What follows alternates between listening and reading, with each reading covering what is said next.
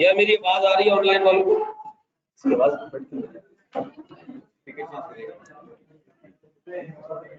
चलो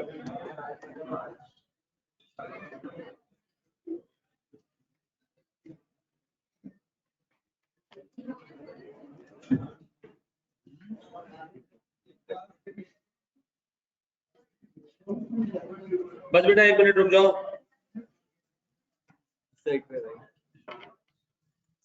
सही है ये ना इतना बड़ा पूरी नजर नहीं।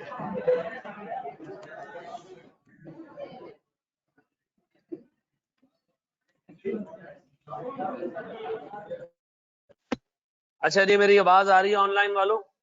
इसको भी कनेक्ट कर दो ना।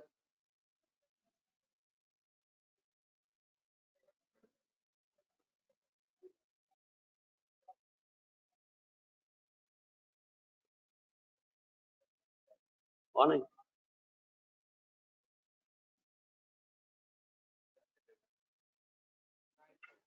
वो मेरे रूम में पड़ा होगा। क्लास से पहले क्यों नहीं हो रहा सारा कुछ?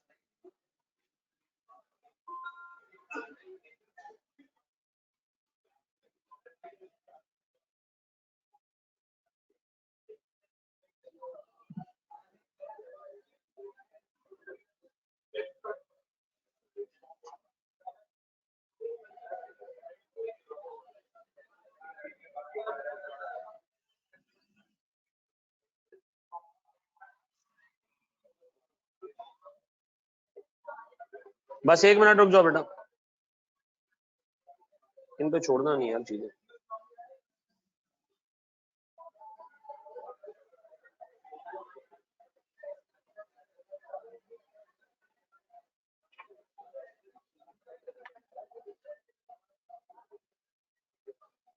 ठीक है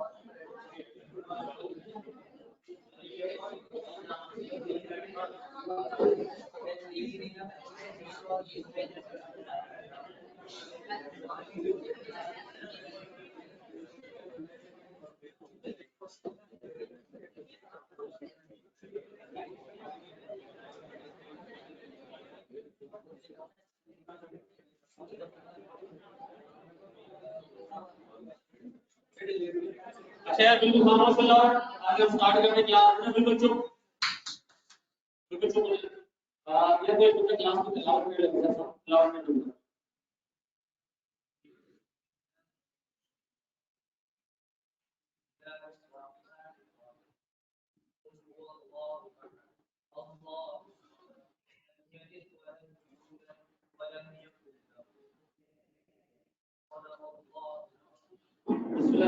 हमने लास्ट क्लास में बड़ा बेसिक से जो है वो इंट्रोडक्शन दिया था एक्सपेरिमेंट का। आपको डिटेल कैलकुलेशन देखनी है इसकी, ठीक है जी। सब देखिए मैंने इस प्रूफ को देख लिया कि शुरू में बड़ा आराम से चले, फिर बाद में जो है इस जो है वो उठाएं। मैं शुरू से जो है वो चलूंगा, थोड़ा सा स्पीड से चलूंगा। स्पीड का मतलब ये है कि हम क्लास का कोशिश करेंगे अपना हर एक मिनट जो है वो। अच्छा ये इस वजह से आ रहा होगा।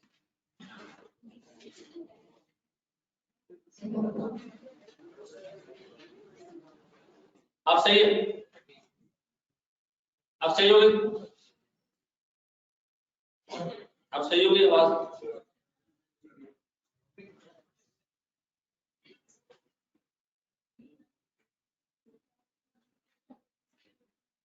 चलो जी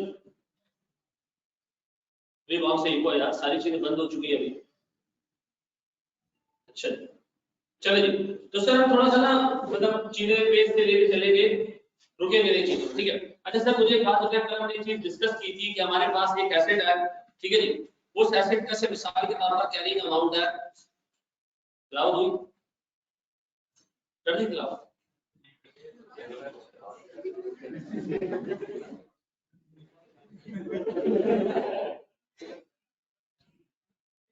ये भी गुनाहों का वो है, क्या तिलावत का पता ही नहीं चला आपका। बाकी उस दफा कौन सी सूरत पड़ी, सूरह इखलास पड़ी। अच्छा चलो सर, हमारे पास एसेट का कैरिंग अमाउंट है 100 रुपए। हमने लास्ट क्लास में देखा था सर इस 100 रुपए वाले एसेट को मैं मार्केट में जाकर बेचूं। अच्छा ये मेरे पास प्रॉपर्टी प्लांट एंड इक्विपमेंट है, इन्वेंटरी नहीं है। क्लियर कर रहा हूं मैं चीज, सर पूरे स्टैंडर्ड में सिर्फ प्रॉपर्टी प्लांट एंड इक्विपमेंट को देखेंगे और किसी चीज को भी नहीं देखेंगे। ये स्टैंडर्ड तो वहां पे दोबारा पढ़ोगे फाइनल, और इसके अंदर दो और चीजें शामिल होंगी, और वो होंगी इंटेंजिबल एसेट्स और वो होंगे फाइनेंशियल एसेट्स। ठीक है जी, यानी शेयर्स और बॉन्ड्स वगैरह। ठीक है जी, वो भी इसके अंदर फेयर होते हैं। तो सर इसका मतलब ये है कि हमारे पास सिर्फ 3 चीजें हैं जो स्टैंडर्ड में कवर होती है। क्या क्या चीज? Property plant and equipment, number 2 intangible और नंबर 3 फाइनेंशियल एसेट्स। ये तीनों चीजें आपको इस लेवल पर पता होनी चाहिए कि स्कोप में है क्या। क्योंकि सर एक नंबर का एमसीक्यू आता है और वो पूछता है जी आईएएस 36 इनमें से किन एसेट्स पे अप्लाई नहीं होता। तो आप ऐसे आपको पता होना चाहिए किन एसेट्स पे अप्लाई होता है। जो 3 एसेट्स पे कौन कौन से? प्रॉपर्टी प्लांट एंड इक्विपमेंट, फिर इंटेंजिबल और सर ये चीज अपने पास नोट कर लें। ये चीज अपने पास नोट कर लें। सर हमारे पास स्कोप में है क्या क्या?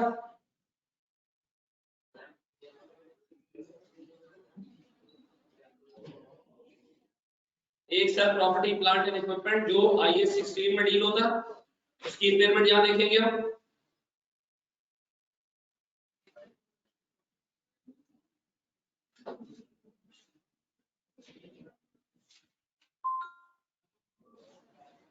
आईएएस 38 और जो शेयर्स और bonds and investment in subsidiaries, इस तरह की चीजें। ठीक है जी, ठीक है मुस्तफा को टेंशन वाली बात जी। अब आवाज आ रही है मेरी क्लियर? सही आवाज मेरी जी? स्टार्ट भी हुई।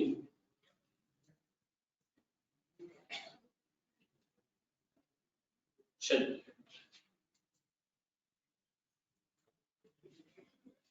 ठीक है जी, इसका आईएएस में नहीं लिख रहा, इसमें बहुत सारे आईएएस अप्लाई होते हैं। इसमें आईएएस 9 अप्लाई होता है, आईएएस 28 अप्लाई होता है, आईएएस 27 अप्लाई होता है। बस तुम्हें इतना पता होना चाहिए फाइनेंशियल एसेट्स। फाइनेंशियल एसेट्स क्या है?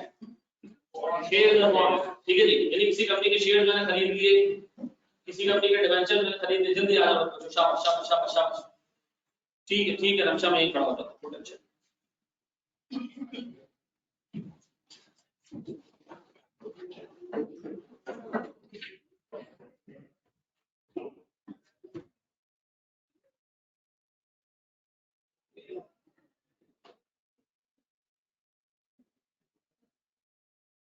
जी अब आवाज में कुछ चेंज आया ऑनलाइन वालों? अब कुछ आवाज क्लियर हुई?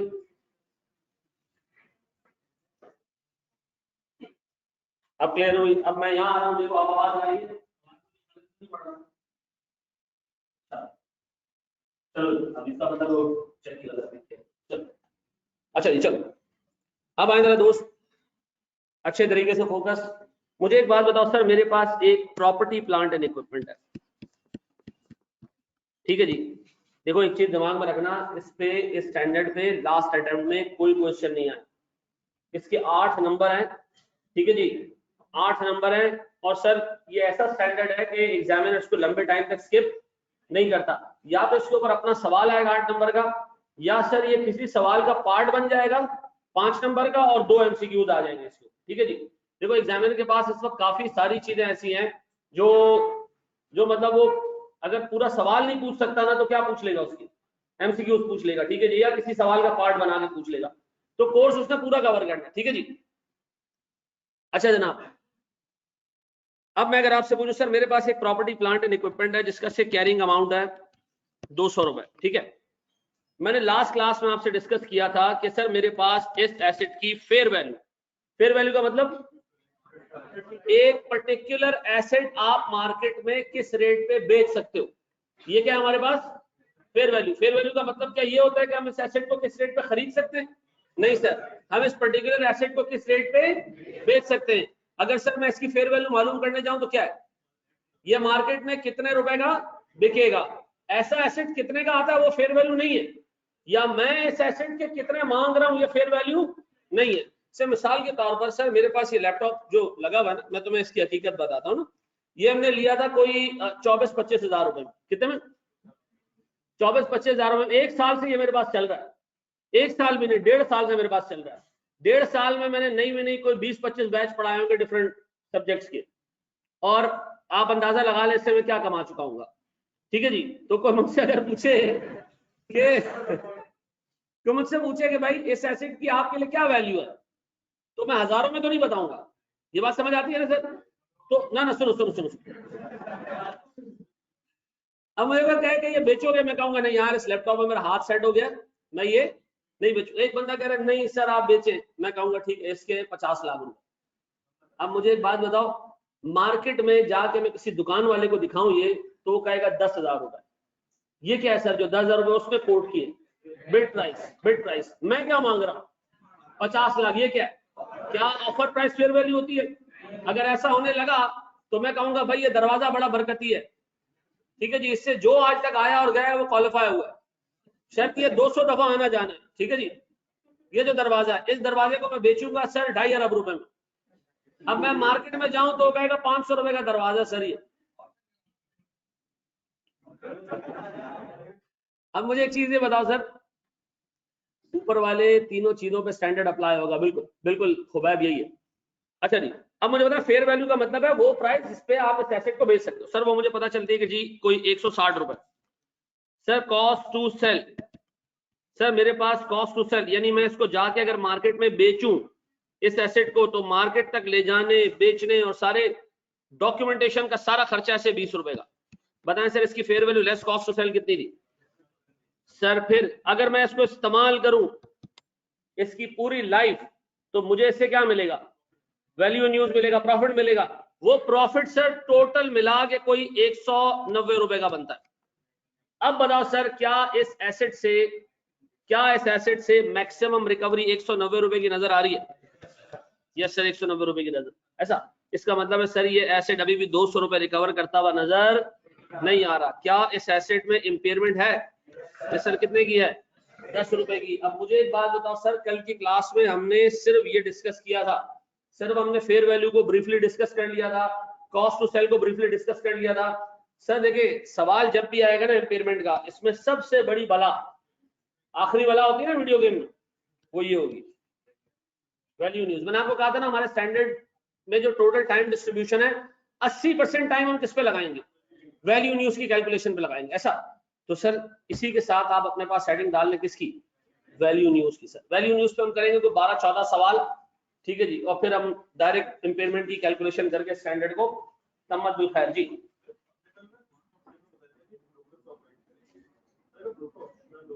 फिर नहीं लेंगे, लेकिन आमतौर पर कुछ मार्केट्स ऐसे हैं जहां ब्रोकर ऑप्शनल नहीं होता। नहीं देखो, जब भी वो कहे ना ब्रोकरेज, हम हमेशा अज्यूम करेंगे कि ब्रोकरेज कंपलसरी है। क्यों? देखो आज ये बंदा मुझसे घर खरीदना चाह रहा है, ठीक है ना, अभी मुझसे घर खरीदना चाह रहा है, मैं बेचना चाह रहा हूं, हम दोनों के बीच में ब्रोकर की जरूरत, लेकिन फिर भी हम ब्रोकर अपॉइंट करेंगे। क्यों? इसलिए कि यार ये ना हो कि मैं इसको घर बेचूं और बाद में एक लीगल मसला क्रिएट हो जाए, कल मेरी औलाद खड़ी हो के इसको जो है ना वो गर्ज का हथियार नहीं। ये भी क्या चाहेगा कि ब्रोकर बीच में डालो जिसको सारी चीजें पता हो। तो अक्सर और बेशतर सर इस तरह की डील्स में ना ब्रोकर, अच्छा कुछ मार्केट्स में ब्रोकर डालना जरूरी है, जैसे कि सर आप शेयर्स परचेज करने जाओ बगैर ब्रोकर के आप परचेज नहीं कर सकते, वहां ब्रोकर का इन्वॉल्वमेंट गवर्नमेंट की तरफ से, लॉ की तरफ से जरूरी है। ठीक है जी, तो जब भी ब्रोकरेज दिया ना एग्जाम में आपने अज्यूम करने का ये जरूरी खर्चा। ठीक है जी। अबव 3 क्या लिखे हुए हैं? अबव 3 लिखे हुए हैं सर, ये वो एसेट्स हैं जिसपे ये स्टैंडर्ड अप्लाई होता है। हमारे कोर्स में हम इसमें सिर्फ क्या देखेंगे? सिर्फ हम पीपी देखेंगे। ये दो चीजें हमारे कोर्स में करंटली शामिल नहीं है, ऐसा।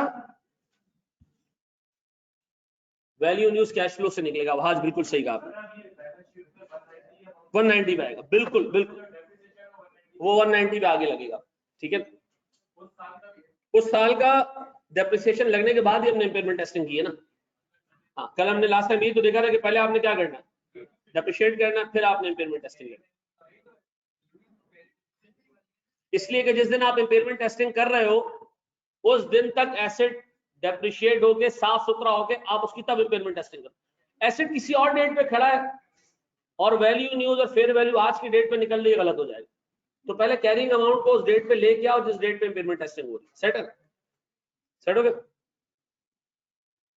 चले जी, बड़े स्टेप आगे, बड़े बेटा आगे। इम्पेयरमेंट लॉस पीएनएल में जाएगा, definitely Ryan impairment loss PNL में जाएगा। आयशा मैंने भी शुरू की है क्लास, बस शाबाश जी, बैठ जाओ बेटा, बैठ जाओ बेटा। बड़े एक्सेप्ट,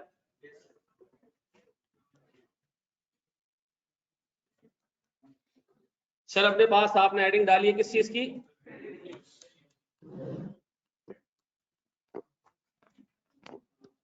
बेटा इस पूरे स्टैंडर्ड में ये एक ही कैलकुलेशन है जिसको समझना है। ये समझ आ गया, पूरे स्टैंडर्ड में और कुछ है ही नहीं। फिर वैल्यू डेफिनेशन याद हो गई? हाँ सर याद हो गई। सर मेरे पास कॉस्ट टू सेल हमने लास्ट क्लास में देख लिया, दोबारा भी देख लेंगे, आगे कई सवालों में आएगा। सिर्फ एक चीज है जो पूरा स्टैंडर्ड है, दैट इज वैल्यू न्यूज। ठीक है जी, स्टैंडर्ड क्या कह रहा है वो जरा सुनो। मिसाल के तौर पर मैं आपसे कह रहा हूं मेरे पास एक प्लांट है, मैं एकदम सवाल पूछूंगा किसी से भी, और किसी को मैंने अटेंटिव नहीं देखा ना क्लास से बाहर जाएगा। ठीक है जी, ये मैं आपको बता दूं सर, देखिए एक इंस्टीट्यूट के लिए ना एक क्रिटिकल मास चाहिए होता है स्टूडेंट्स का, जो उसको सर्वाइवल देता है। वो critical mass multiply by 6 students हमारे पास आ चुके हैं। ठीक है जी, तो अब मैं रिजल्ट के लिए खेलूंगा। अब मुझे अगर 10-12 स्टूडेंट क्लास से फारिग भी करने पड़े ना तो मैं आसरा नहीं करूंगा। अब फौजी ट्रेनिंग होगी, मैं बता रहा हूँ आप, ठीक है ना। अटेंटिव नहीं पाएगा ना मैं उठा के बाहर फेंक दूंगा। जिस जगह से जाके पढ़ना पढ़ लेना, कोई मसला नहीं। यहाँ आए हो, तुम्हारे पैसे हम पे हराम है अगर हमने तुम्हें चीज नहीं पढ़ी। ठीक है ना, टाइम देना और क्लास रखने से हमारे पैसे हलाल नहीं होंगे, हलाल होंगे आपको समझाने से। ठीक है जी, तो मैं अपने पैसे हलाल करूंगा, हराम नहीं खाऊंगा, और अगर मुझे लगेगा हराम हो रहे हैं तो मैं आपको आपके पैसे दूंगा, मैं कहूंगा जाओ किसी और को खिला दो। क्लियर है? ठीक है जी। इन प्रैक्टिकली कंपनी अपना एसेट इम्पेयरमेंट चेक करती है क्या? नहीं, ऐसे ही मजाक हो रहा होता है इम्पेयरमेंट, कभी कभी शाम में ऐसा बिल्कुल चेक करती है भाई आदिल, लाजमी चेक करती है। ये जो हम चीजें पढ़ रहे हैं ये प्रैक्टिकल लाइफ में होती है भाई। ठीक है जी, मुझे पता है कंपनी का फाइनेंशियल स्टेटमेंट्स कौन बनाता है? ऑडिटर नहीं बनाता, इसकी मैनेजमेंट बनाती है। कौन बनाती है? मैनेजमेंट बनाती है। ऑडिटर फिर क्या करता है? जाके उसको ऑडिट करता है। तो जब तुम ऑडिटर बन के जाओगे ना, तुम्हें ये वर्किंग बनानी नहीं होगी, तुम्हें ये वर्किंग चेक करनी होगी। फिर 4 साल बाद जब आप क्वालिफाई हो जाएंगे और किसी कंपनी के जाके सीएफओ लगेंगे या मैनेजर लगेंगे, फिर आपको ये वर्किंग बनानी भी पड़ेगी। ठीक है जी, तो आपने पहले सीखना है एक रिव्यूअर के रोल के लिए, फिर इवेंचुअली आपको क्या करना है? बनानी भी पड़ेंगी। लेकिन मैं आपको बता रहा हूँ ये स्टैंडर्ड जब तक आप पहुंचोगे ना क्वालिफिकेशन के टाइम तक, इस स्टैंडर्ड में सिग्निफिकेंट चेंजेस आ चुकी होंगी। ठीक है ना, आईएसबी के एजेंडा पे ये स्टैंडर्ड, इसमें सिग्निफिकेंट चेंजेस एक्सपेक्टेड है। पढ़ाता जाऊंगा तो मैं बताता जाऊंगा, दो तुम्हारे लेवल की बात नहीं है, लेकिन अगर कोई बंदा सीखने वाला है तो बहुत सारी चीजें इन स्टैंडर्ड्स में ऐसी हैं जो सीखी जा सकती है। और मतलब एक सीखने वाला है ना, उसको मजा बहुत आएगा। अदरवाइज आप लोग तो इस तरह चीजें देखते हो ना यार, बस थोड़े से में काम हो जाए तो मुझे घर जाके 2-3 पेज देखना पड़े और ये स्टैंडर्ड कवर हो जाए। एक छोटी सी चीज मैं आपको और बताऊं, कल आप पाकिस्तान से बाहर जाओगे ना तो इस पूरे कोर्स में ना 2 स्टैंडर्ड ऐसे हैं जिसकी एप्लीकेशन बेपनाह देखोगे आप, हर जगह देखोगे। एक है IFRS 15, उसको लाइट नहीं लेना। ठीक है ना, वो उस पर मैं लगाऊंगा 20 क्लासेस और कॉम्प्रिहेंसिवली कवर करेंगे उसको। और नंबर 2, ये बहुत छोटा सा स्टैंडर्ड है लेकिन ये हर साल अप्लाई होता है, IAS 36। बाकी जो स्टैंडर्ड है वो ओकेजनली अप्लाई होते हैं। बोरिंग कॉस्ट, जब बोरिंग कॉस्ट होगी, एलिजिबल होगी, तब हम देखेंगे। सर इन्वेस्टमेंट प्रॉपर्टी, हर कंपनी के पास जमीन और बिल्डिंग्स नहीं होती, ठीक है जी, इन्वेस्टमेंट के लिए नहीं रखी होती, तो सर वो स्टैंडर्ड्स ओकेजनली एप्लीकेबल है। ये हर कंपनी के पास पीपी है, बगैर प्रॉपर्टी प्लांट एंड इक्विपमेंट के आपको कंपनी नजर ही नहीं आएगी। ARTT जैसी छोटी जगह पे भी आपको हजारों पीपी नजर आ जाए। ठीक है जी। अच्छा जी, सर एक प्लांट है मेरे पास, इसकी कैरिंग अमाउंट है मिसाल के तौर पर 2 लाख रुपए। गौर से देखना बेटा, इसकी लाइफ है 4 साल। कितनी लाइफ है रिमेनिंग? 4 साल। मैं अपने प्लानिंग मैनेजर से ये कहता हूं, कह रहे भाई मुझे बताओ 4 साल में हम इस एसेट से क्या कमाएंगे? उसने कहा सर 4 साल में इस एसेट से हम अगले 4 सालों में कुछ प्रोडक्ट्स प्रोड्यूस करेंगे और उनको बेचेंगे। जब हम बेचेंगे तो हमें क्या मिलेगी सर? सेल्स मिलेगी, ऐसा है ना। इसमें से अगर हम मशीन में से कोई प्रोडक्ट बनाएंगे तो वो प्रोडक्ट हम क्या करेंगे? मार्केट में जाके बेचेंगे। बेचेंगे तो क्या जनरेट होगी? सेल जनरेट होगी। सर उसने कहा अगले साल हमारा अंदाजा है, ये कौन बता रहा है मुझे? मेरी कंपनी का प्लानिंग मैनेजर जो क्या बनाता है? बजट्स। क्या बनाता है? अच्छा, आगे जितना डाटा मैं यहाँ लिखूंगा ये एक्चुअल डाटा नहीं है, ये क्या है? सिर्फ अंदाजा, एस्टिमेट्स, गेस वर्क, ये एक्चुअल नहीं है। मुझे बता कैरिंग अमाउंट एक्चुअल है? हाँ एक्चुअल है। एसेट की लाइफ 4 साल होगी, एक्चुअल है। अंदाजा, अंदाजा है। मे भी 4 साल चले, मे भी 5 साल चल जाए, ठीक है जी। मे भी तीसरे साल में खत्म हो जाए, ये भी क्या है जनाब? अंदाजा, एस्टिमेट। अभी जो चीजें करने जा रही है ये भी क्या है? अंदाजा, अंदाजा, अंदाजा। मिसाल के तौर पर आप अपने एक बाटवा मेमन सुसर के सामने खड़े हो, उसके हाथ में कैलकुलेटर है, वो आपकी वैल्यू निकाल रहा है। कैसे निकालेगा वैल्यू? आपको देखेगा भाई आप एक्स नंबर ऑफ ईयर्स में क्वालिफाई हो जाएंगे। क्वालिफाई हो जाएंगे तो आपकी शुरू के कुछ सालों की सैलरी होगी कोई 2-1.5 लाख रुपए, फिर आप चले जाओगे सर 5 लाख प्लस पे, फिर आप चले जाओगे मिलियन प्लस पे। तो सारे कैश फ्लोज की प्रेजेंट वैल्यू निकाली तो वो निकले सर कोई 4.5-5 करोड़। तो जो सुसर साहब है वो क्या लगाएंगे बोली आपके लिए? 5 करोड़। हाँ हाँ, मैं आपको बताऊं जो इस तरह का बंदा पैसे लेता है उससे बड़ा बगैरत कोई नहीं है। एक तो बाप अपनी बेटी आपको दे रहा है, ऊपर से जो है वो आप उससे पैसे भी ले रहे हो, पैसे भी ले रहे हो, मतलब ये बगैरती की उरूज है ना। ऐसा है कि नहीं है? हाँ सर गलत है सर, लेकिन मैं लूंगा बस, उसके बाद तौबा कर लूंगा। फ्यूचर एक ना। एक हमारा दोस्त इतना हरामखोर था, वो था उर्दू स्पीकिंग, कहता था यार काश में मेमन पैदा होता, ठीक है ना, काश में मेमन पैदा होता। और लेकिन तो शादी बाटवा मेमन में बड़ी मुश्किल से जमात से बाहर उन्होंने लड़कियां देते नहीं है। खैर वो बंदा भी बड़ा डायनामिक था, शादी हो गई उसकी, और उस बंदे ने अपने ससुर से घर भी लिया, गाड़ी भी ली, ठीक है जी। जिस दिन शादी थी हमारे दोस्त तफरी में उसको पट्टा गिफ्ट कर दिया, नाराज हो गया वो, पट्टा हमने गिफ्ट कर दिया। हमने कहा ससुर ने कुत्ता खरीदा है तो पट्टा हमसे ले। हाँ जी, तो नाराज नहीं होना भाई, अगर कोई बाटवा मेहमान है तो ट्रेंड चेंज करो यार, ठीक है ना। बच्चियों के बाप के ऊपर इतना बर्डन नहीं डालो कि फिर वो माशरा उसी तरह सोचे कि यार लड़कियां पैदा होती हैं तो खर्चे बहुत होते हैं। कौन? अच्छा, जिनके यहाँ बेटियां होती तो बेटा होता है, वहां से डेबिट क्रेडिट बैलेंस हो जाता है। अच्छा जी चलो, यहाँ देख लो तो सर मुझे एक बात बता, सेल्स अगले साल हमारा अंदाजा है कि 3 लाख रुपए आएगी। सर अगले साल, उसके अगले साल हमारा अंदाजा है कि 3.5 लाख की सेल्स आएगी।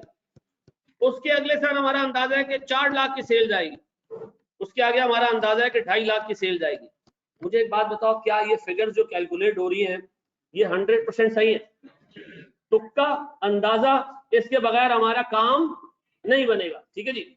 अब बताएं सर, सेल्स के बाद ये जो प्रोडक्ट्स निकलेगी मशीन से, तो क्या हम फूके मारेंगे इसके अंदर वो प्रोडक्ट निकलेगी? नहीं सर, हमें क्या डालना पड़ेगा मशीन में? Material, labour, sir electricity, fuel, ये सारी चीजें डालनी पड़ेंगी ना, तो जाके प्रोडक्ट्स निकलेंगे। तो इन सारी चीजों की कॉस्ट से मिसाल के तौर पर 1.5 लाख, ये हमारे पास कॉस्ट ऑफ प्रोडक्शन है सर। ये हमारे पास है सर 2 लाख, ये हमारे पास है सर 2.5 लाख, या से 2,20,000। सर ये हमारे पास है 1,10,000। अब बताओ मेरे बच्चों, मेरे पास नेट बोर्ड में देखिएगा प्लीज, नेट मेरे पास सर 1.5 लाख रुपए मुझे बचेंगे पहले साल, सर मेरे पास 1.5 लाख रुपए बचेंगे मुझे दूसरे साल, 1,80,000 मुझे बचेंगे तीसरे साल, और 1,40,000 मेरे बच्चों मुझे बचेंगे चौथे साल। ऐसा है? ऐसा है सर। फिर अगर मैं आपसे पूछूं भैया, क्या 1 रुपए की जो वैल्यू आज है, क्या 1 साल बाद भी उस रुपए की उतनी वैल्यू होगी?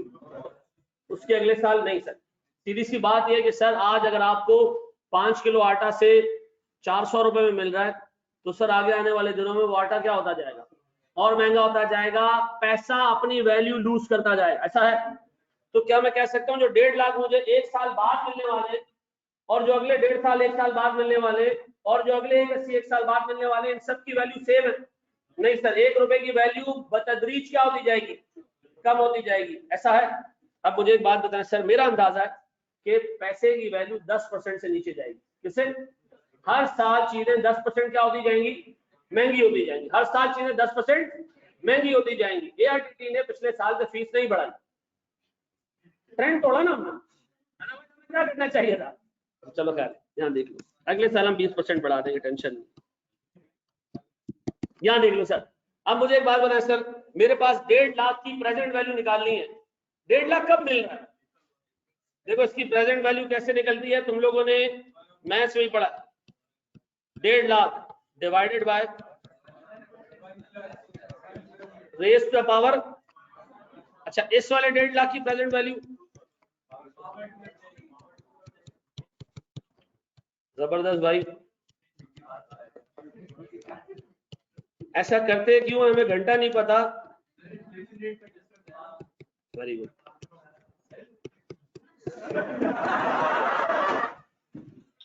आगे देखो यार, एक मिनट, इस वक्त ना लोग सुन रहे हैं हमारी क्लास, 4 क्लासों बाद नहीं सुनेंगे, फिर हम बोलेंगे, ठीक है। चलो जी, अब बताओ प्रेजेंट वैल्यू क्या आ रही है। अल्लाह सबको अपने अपने जिस जिस जगह पे काम करें सबको खुश रखे जी। 1.5 लाख की प्रेजेंट वैल्यू सर जी, 10%, 10, अच्छा ये गलती से 16 लिख दिया, ज्यादा घूम गया जीरो। अब सही,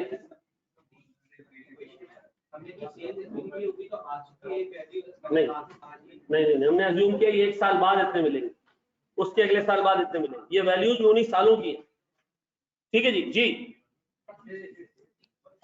कितना जी, 13636 पक्का, और 3 फिर 1 2, बाबू बातें नहीं, बाबू बातें नहीं, फिर 966, फिर उसके बाद 135236, फिर 95622 पक्का। अच्छा मुझे एक बात बताएं, इन सबको एडअप करूं, इन सबको एडअप करूं, देखो क्या आ रहा है, क्या आ रहा है मेरे बच्चों, देखो इन सबको एडअप 49, यह मेरे पास वैल्यू न्यूज 491186 या 87, ऐसा। अब बताओ सर, मैं अगर आपसे पूछूं प्यारे भाई, इस एसेट का कैरिंग अमाउंट कितना, अज्यूम करो इसकी fair value less cost to sell से कोई 1,40,000 हो, और इसकी वैल्यू न्यूज जो अभी आपने कैलकुलेट की 491186, मुझे बताओ इन दोनों में से ज्यादा क्या है, वो रिकवरेबल अमाउंट है कितने की, 4911। क्या ये एसेट आपको इम्पेयर्ड नजर आ रहा है? नहीं सर, ये एसेट मुझे इम्पेयर्ड नजर नहीं आ रहा। कॉस्ट चेंजिंग वाली बात दोबारा बता दे, थोड़ा इंटरनेट लैग हो गया था भाई। मैंने ये बताया कि 1 रुपए की वैल्यू जो आज है 1 साल बाद उतनी नहीं होगी, तो हमें क्या निकालनी पड़ती है चीजों की, प्रेजेंट वैल्यू निकालनी पड़ती है, ताकि सारे कैश फ्लोज को हम आज की टर्म्स में डिफाइन कर दें। सेट है? तो मुझे एक चीज ये बताओ, वैल्यू न्यूज कैसे निकालेंगे? एग्जामिनर हमें डिटेल्स देगा किसकी, कैश फ्लोज की, उस कैश फ्लोज की हमने क्या निकालनी है, प्रेजेंट वैल्यू निकालनी है। वो प्रेजेंट वैल्यू क्या होगी, वैल्यू न्यूज होगी। सर आपने कहा ये मुश्किल है, इसमें क्या मुश्किल है, क्या वैल्यू न्यूज के कैश फ्लोज एग्जामिनर देगा, क्या वैल्यू न्यूज के कैश फ्लोज एग्जामिनर देगा? हाँ सर देगा, बिल्कुल देगा। डिवैल्यूएशन डिफ्लेशन किसी भी केस में नहीं होगी, रुपया हमेशा जो है ना वो कैसे आया। वेरी गुड, इन सबको मेरे बच्चों हमने ऐड किया। ये जो प्रेजेंट वैल्यू निकली, ये और ये चारों हमने ऐड की, तो क्या बना 4966। क्लियर हो गया, सेट हो गया। अच्छा चलो फिर हम चेक करते हैं इम्पेयरमेंट है कि नहीं।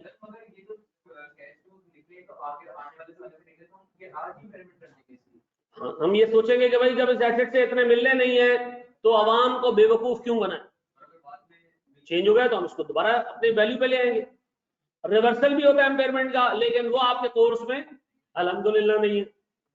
आपने सिर्फ क्या करना है, आपने सिर्फ इम्पेयरमेंट बुक करनी है, रिवर्स इंशाल्लाह 2 साल बाद करेंगे, नहीं FFR में, ठीक है ना, रिवर्सल वहां करेंगे। चलो जी मेरा बच्चा, यार एक बच्चे का सवाल सुनने दो प्लीज। बिल्कुल एस्टिमेट है, वेरी गुड। मुझे एक बात बताओ, एनआरबी लॉस बुक करते थे? एनआरबी लॉस की डेफिनेशन क्या है, मतलब एनआरबी की डेफिनेशन क्या है, कैसे निकालते हैं एनआरबी, कैसे निकालते हैं? एस्टिमेटेड सेलिंग प्राइस, पहला वर्ड क्या उसमें, आप उसकी बेसिस पे इन्वेंट्री को डाउनग्रेड कर देते हो, इसलिए कि यार मैं आवाम को गलत इंफॉर्मेशन नहीं देना चाह रहा।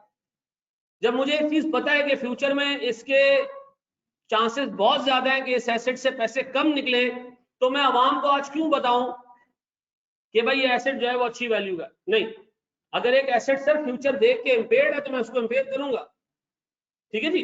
याद रखना सर, ये मैंने दिया बेटा सैयद मोहम्मद ताहा, ये गिवन है, ये मैंने अभी अभी खुद से दिया, ये वैल्यू ये मैंने अपनी तरफ से अज्यूम की है, ये मैंने अपनी तरफ से अज्यूम की है, ठीक है, ये मैंने खुद दी। सर अगर कहते सर हम 2009 को टेस्टिंग कर रहे हैं, सेल जो एस्टिमेटेड है 1 जनवरी, नहीं हम कहते समय 2009 को अगर चीजें एस्टिमेट करें तो हम 1 साल आगे की कैश फ्लोज लेंगे, उसी वक्त के नहीं लेंगे। हम अज्यूम करते हैं कि सारे कैश फ्लोज अराइज होते हैं कब, साल के एंड पे, ये हमारी अजम्पशन होती है, ठीक है जी। सर डायरेक्ट टोटल निकाल के कैलकुलेटर में मसला तो नहीं है। अच्छा देखो एक चीज और नोट करो, तुम्हारे लेवल पर ना वर्किंग के मार्क्स है, अदरवाइज हम कैलकुलेटर इम्पेयरमेंट पे, ये इम्पेयरमेंट कैलकुलेटर पे निकाल लेते। एग्जामिनर का सवाल पता है क्या होता है, कैलकुलेट इम्पेयरमेंट इफ एनी, मैं ये निकालना कैलकुलेटर पे सारा निकाल लूं और जवाब पे लिख दूं नो, है नहीं, 10% हमने अज्यूम किया, सवाल में गिवन होगा, ठीक है जी। प्रेजेंट वैल्यू इस रेट इस तरह डिटरमिन करेंगे, इसका एक अलग पूरा कैलकुलेशन का मैकेनिज्म है, ये रेट कैसे डिटरमिन होती है ये जाके आप पढ़ोगे BFD में, डिस्काउंट रेट डिटरमिन कैसे होता है, ठीक है जी। अभी नहीं, अभी आपको सारी चीजें गिवन है, अभी आपको सिर्फ ये पता होना चाहिए कि मछली मसाला है, वो मछली पे लगाना है और तेल में छोड़ देनी है, बस इससे ज्यादा नहीं। देखो मैं फिर आपको बताऊं, ये हमारे कहने से, कराची क्या पूरे पाकिस्तान के टीचर्स के कहने से ये स्टैंडर्ड नीचे डाले गए, अदरवाइज ये सारे स्टैंडर्ड लोग पढ़ते थे जाके कहां पर, फाइनल। फाइनल का कोर्स चलता रहा 1.25 साल 1.5 साल, अब वहां का कोर्स 8 महीने 9 महीने पे आ चुका है, ठीक है जी। अभी भी करीबन साल के करीब चलता है, इतना बड़ा कोर्स है उसका, कुछ स्टैंडर्ड नीचे डलवा के काम आसान करवाया। रिकॉर्डिंग मिलेगी, इंटरनेट फ्लक्चुएट कर रहा है, बिल्कुल मिलेगी रिकॉर्डिंग। अगर cost less fair value less cost to sell ज्यादा है कैरिंग अमाउंट से, तो हम वैल्यू न्यूज कैलकुलेट नहीं करेंगे, बिल्कुल सही कहा सर। सेल्स एंड कॉस्ट हमेशा दी हुई होगी पेपर में, हाँ बिल्कुल पेपर में दी हुई होगी। भाई आगे बढ़े, इस केस को हमें कुछ भी नहीं करना, हमने चेक किया, कोरोना का टेस्ट किया, नेगेटिव आया, क्या करें, कौन सी गोली घुसाएं बंदे में, कुछ भी नहीं, हम उसको कहेंगे जा बेटा सुकून कर, ऐसा। अगर बीमार होता तो क्या करते, sir estimates of future event में गलत हो तो फिर देखो मैं फिर एक चीज बता दूं, खालिस गैब का इल्म कि कल क्या होने वाला है वो एक अल्लाह को है, ठीक है जी। और अगर अल्लाह ने किसी को इल्म दिया तो उसको, बाकी किसी के बाप को भी नहीं। इसलिए देखो स्टैंडर्ड भी वर्ड कौन सा इस्तेमाल करता है, एस्टिमेट, अंदाजा लगाना। अंदाजा लगाए बगैर काम, आपको पता है स्टैंडर्ड की वजह से मिलियंस ऑफ लोगों की जो है वो रोजी लगी हुई है, ये काम करता है एक्चुअली, ठीक है जी। एक्चुअल साइंसेज आपने पढ़ी है ना, वो एस्टिमेट करते हैं चीजों का, वो एस्टिमेट ज्यादा अच्छा करता है, ठीक है जी। इंटरेस्ट रेट का एस्टिमेट करते हो कि आगे फ्यूचर में इंटरेस्ट रेट क्या होगा, उससे इन्फ्लेशन रेट कैसे डिटरमिन होगा, ये सारे काम उनके। हमारा काम क्या है, हमारा काम है भंगियों का। भंगी का काम क्या होता है, सारा गंद हो जाता है, वो साफ करके उठा के डब्बों में डालता है, सही है ना। हमारा काम ये, हमने कभी भी कोई चीज खुद से कैलकुलेट नहीं करनी। हम जाएंगे, हमें इंजीनियर बताएगा इस एसेट की लाइफ इतनी है, हम कहेंगे अच्छा मैं कैसे मान लूं, वो कहेगा सर ये मेरी कैलकुलेशन, मैं देखूंगा हाँ सही है, ठीक है। तो उसके क्योंकि नहीं हमारी एक्सपर्टीज नहीं है ना। अब आप मैं तुम्हें अपनी एग्जांपल दूं, एक जगह पे हम गए, जो एंग्रो मोपैक नाम की कंपनी है, इतना बड़ा एक टैंक लगा हुआ है, उसने कहा सर इसके अंदर इतना जो है वो फला फला एसेट है, यहां तक है, क्या करूं, जाके निकाल के उसको तोलूं, क्या करूं, उसने कहा ये क्लोजिंग स्टॉक है। और मैंने कहा ये खराब तो नहीं है, उसने कहा नहीं। क्या बात करूं उससे कि मुझे टेस्ट करा किसी चीज पे फेल खराब हो, मैं एक्सपर्ट नहीं हूं ना। मैंने क्या किया, अपने फॉर्म को फोन किया, मैंने कहा भाई ये तो कह रहे हैं ये टैंक, तो फर्म वालों ने मुझे कहा आप एक काम करें, आप इस टैंकर के ऊपर चढ़े। मैंने कहा अच्छा, डुबकी मार दें, वाह जी। जब मैंने कहा इसके टैंकर के ऊपर चढ़ के करूं क्या, उसने कहा आप एक आरए की फुल फॉर्म क्या, ये सबसे अच्छा सवाल था, रिकवरेबल अमाउंट, ठीक है जी। उसने कहा आप एक पत्थर बांधे डोरी के साथ, एक उसके साथ रस्सी के साथ, वो पत्थर अंदर फेंक दे और वो पत्थर जहां जाके टकराएगा ना, फिर आप ये रस्सी निकाल लेना, वहां से आप मेजर कर लेना कि कितना अंदर पड़ा हुआ ये सल्फ्यूरिक एसिड है, जो भी एसिड है। तो हमने बस अल्लाह का नाम लेके हेलमेट पहन के ऊपर डाल के ऐसे करके निकाला, हाँ भाई यहाँ तक है। कोई कद्दू हमें पता नहीं था कि अंदर क्या है, क्या पता अंदर बंदा बैठा हो नीचे जा रहा हो। तो हमारे ना एक एक एक लिमिटेशन, चार्टर्ड अकाउंटेंट्स की लिमिटेशन है कि हम जहां अंदाजा लगाना हम अंदाजा लगा के पीछे हट जाएंगे, इसके बाद हमारी कोई मतलब ये अंदाजे में हमें कौन लगा के देता, कंपनी का एक्चुअल डिपार्टमेंट, ठीक है जी। मैं बार बार क्या वर्ड यूज कर रहा हूँ, कंपनी का planning manager, planning manager, planning manager, उसका काम क्या होता है, बजट्स बनाना। बजट बनाया ना कभी, घर का बजट बनाया कभी, आप अपनी वालदा से पूछें वो बनाती होंगी कि इस दफा इतने पैसे, सैलरीड लोगों का घर का बजट बनता है, इतने पैसे आएंगे, ये जाएंगे दूध वाले के पास, ये जाएंगे बच्चों के ट्यूशन में, ये बच्चों के स्कूल में, बजट है। अब मुझे बताओ दरम्यान में क्या होता है, स्कूल वाले पिकनिक अनाउंस कर देते, अब वो बजट में है ही नहीं, ठीक है जी। तो इम्पेयरमेंट लॉस को एक्सपेंस में शो करेंगे या कॉस्ट ऑफ सेल्स में एक्सपेंस में, एक्सपेंस में दिखाएंगे इसको। अगर ईयर ज्यादा होंगे तो प्रेजेंट वैल्यू निकालने का कोई शॉर्टकट है, कैलकुलेटर इस्तेमाल कर लें। इकोनॉमिक लाइफ और यूजफुल लाइफ में क्या फर्क है, खुबैब ये बता रहा हूं मैं, ये भी हमारी जरूरत नहीं है वैसे। अगर लास्ट ईयर में प्लांट डिस्पोज हो जाएगा तो उसकी सेल्स वैल्यू भी आएगी, बिल्कुल आएगी जी जनाब। बड़े एक एक स्टेप आगे लेके चले। हम अभी यहाँ लांडी में बैठे हुए हैं और बलोचिस्तान की बातें हो रही है, पहले लांडी से आगे बढ़ना शुरू करें ना, बढ़े हम आगे। दो एक सवाल आपको लेके जाए लांडी से आगे बस को, ये कॉपी तो नहीं करना ना, पक्का कर लिया, चलो। अच्छा ये हैंड आउट तुम लोगों के पास नहीं होगा, नहीं वो वाला हैंड आउट हमारा प्रैक्टिस हैंड आउट है, ये हमारा क्लास का हैंड आउट होगा, ठीक है। ये क्लास का हैंड आउट मैं भी आपको दे देता हूँ, है प्रैक्टिस वाला भी ग्रुप में नहीं आया, प्रैक्टिस वाला कल मैंने सबको ऐसे ही दे दिया था।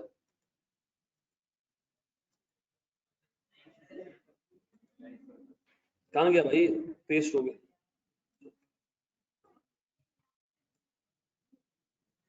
सुनो जरा दो, सुनो सुनो सुनो सुनो प्यारे भाई, बोर्ड पे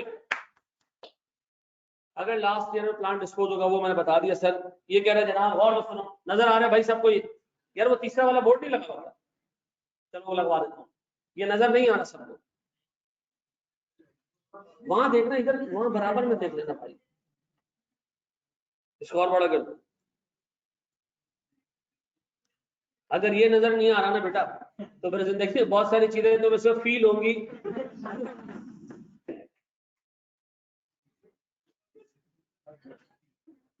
मैं हैंड आउट शेयर कर देता हूँ चैट बॉक्स पर। हाँ जी, A9 limited owns the plant with a carrying amount of 2.5 lakh. Board में sir please, with a carrying amount of 2.5 lakh on 1st of January 2016। Date देख लो, डेट देख लो, आंखें खोल, ठीक है जी। वो कह रहे हैं जनाब the plant's remaining life is expected to be 4 years, ठीक है जी, 4 साल बाकी है, नीचे नजर भी आ रहा सर। फिर the plant is used in the production of electric bulbs of 800 watts. ये इंफॉर्मेशन किसी काम की है? नहीं sir. Expected annual sales and cost are as under. Sir अगले साल हम 40,000 यूनिट बेचेंगे, ठीक है जी, 2016 में। मुझे बताओ 2016 के एंड में बेचेंगे, याद रखना हमारा हमेशा ही अजम्पशन होगी कि जिस साल का डाटा है ये कैश फ्लो साल के एंड में अराइज हुए, ठीक है जी। तो मुझे बताओ सर, ये मेरे पास वॉल्यूम्स हैं, एक यूनिट 5 रुपए का बिकेगा, 1.25 रुपए का उस पर मटेरियल लगेगा, लेबर लगेगा, ओवरहेड लगेगा। आप चाहो तो इन तीनों को क्या कर देना, सॉरी इन तीनों को ऐड कर देना, ऐसा। डिस्काउंट रेट 10% है, मुझे सिर्फ वैल्यू न्यूज चाहिए, शाबाश।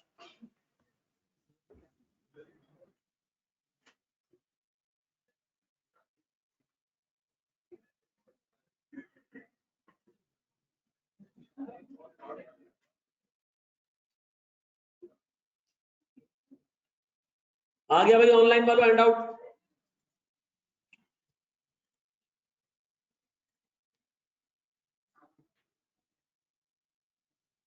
ग्रुप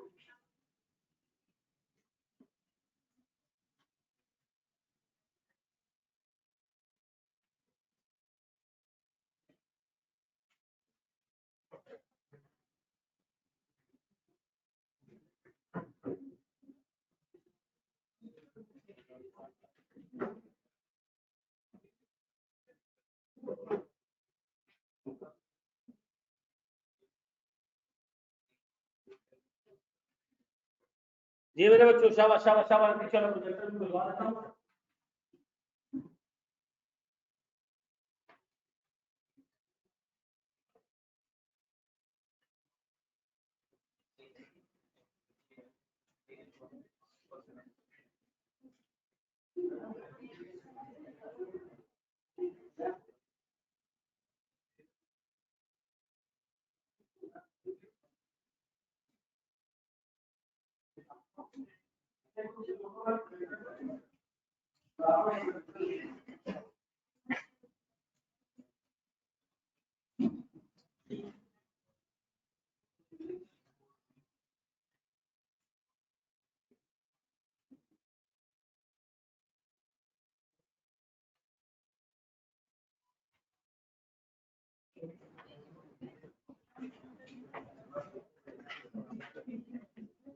चल रही चल रहा है ना?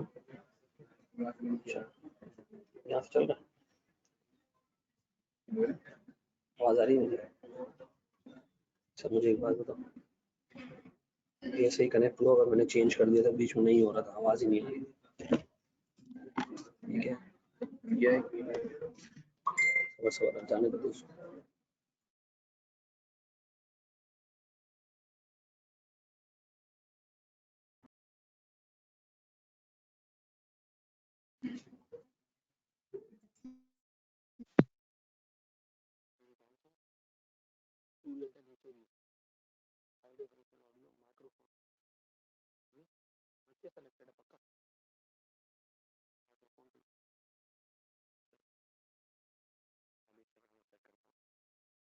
आवाज आ रही है मेरी?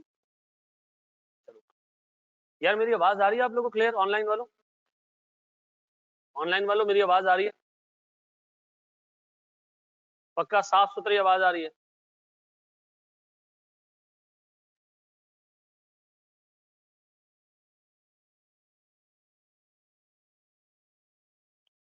पता नहीं यार, दिल में लग रही है।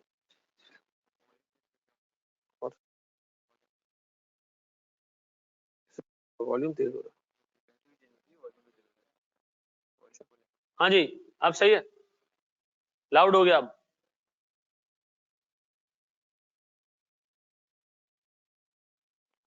चलो जी, क्लियर आ रही है ना? बस चलो सही, थैंक यू यार।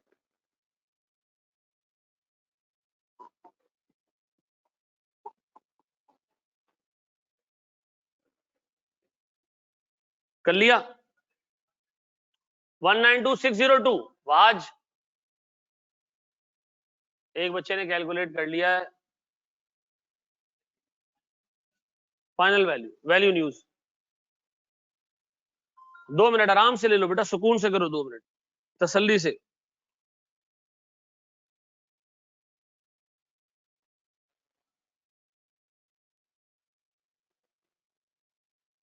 वन 192602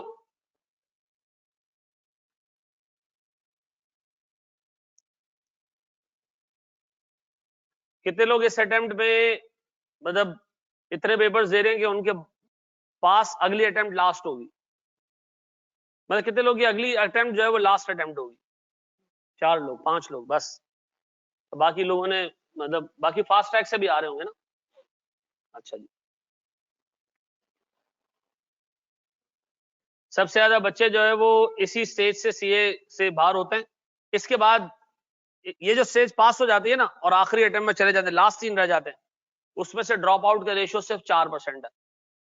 यानी 96% लोग इवेंचुअली आगे तक चले जाते हैं, फाइनल्स में चले जाते हैं और क्वालिफाई भी कर जाते हैं, 4% लोग आखिरी स्टेज तक आते हैं, मतलब 4% लोग ड्रॉप आउट होते हैं लास्ट स्टेज के बाद, यानी आप जो 7, 8, 9 देने आते हैं उसमें से 4% लोग ड्रॉप आउट होते हैं। बिल्कुल नहीं, ये देखो साल के एंड पे जा रहा है तो हम प्रेजेंट वैल्यू निकाल लोगे ना, साल के स्टार्ट पे ले आओगे ना 2016 को। हाँ जी 192602 पक्का श्योर यही है? जरा यार मुझे दिखाते भी जाओ ना तुम लोग कर कैसे रहे हो। चलो जी 192602 हाँ मेरा बच्चा बोलो। डिस्काउंट सारों को नेट करके डिस्काउंट कर दो ना। हाँ कर लिया बेटा, डन हो गया। उजैफा तुमसे हो गया सवाल?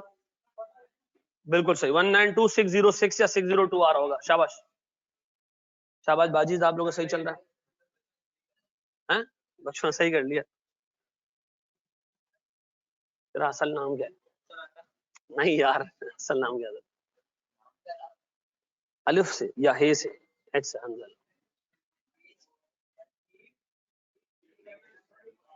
चलो वैल्यू न्यूज इज 192602। अच्छा जी चलो हाँ उसको मैं करवा रहा हूं, यहां देख लो। Sir sir sir sir please please board पे बोर्ड पे बोर्ड पे मुझे सबसे पहले एक बात बताओ बेटा,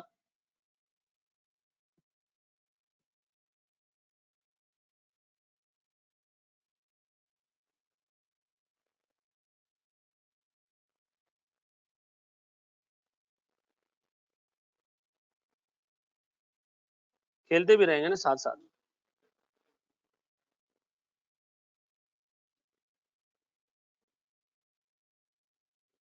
चलो मुझे एक बात बताओ सर, अगर मैं इस सवाल को सॉल्व करवाने जाऊं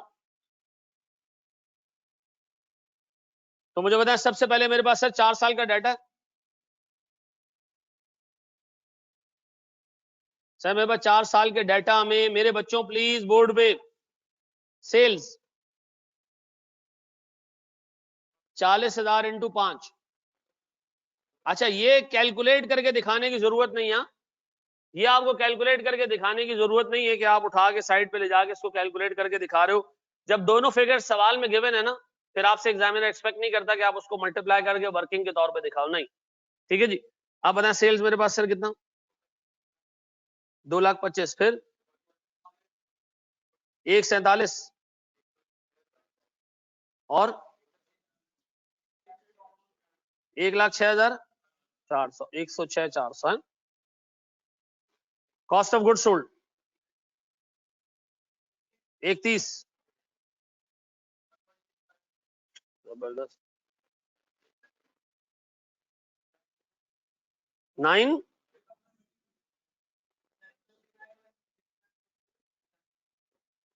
अच्छा बस बस बस बस,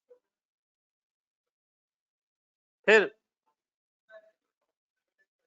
7851। यार चींके मार रहे हो क्लास में, मास्क पहना हुआ है ना?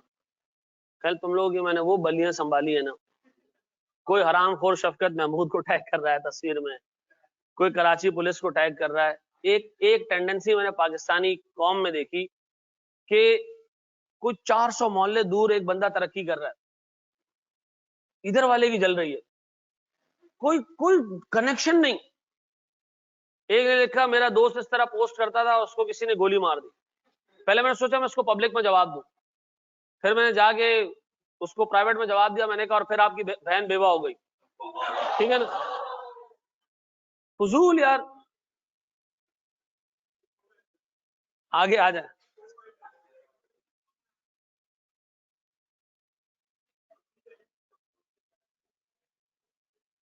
मतलब यार 10 साल 6-3, फिर भी आगे भी 6। सर बोर्ड पे 64876, बातें नहीं बातें नहीं बातें नहीं, 655। अब बताओ मेरे बच्चों ये सब को ऐड कर दो तो वैल्यू न्यूज बनती है।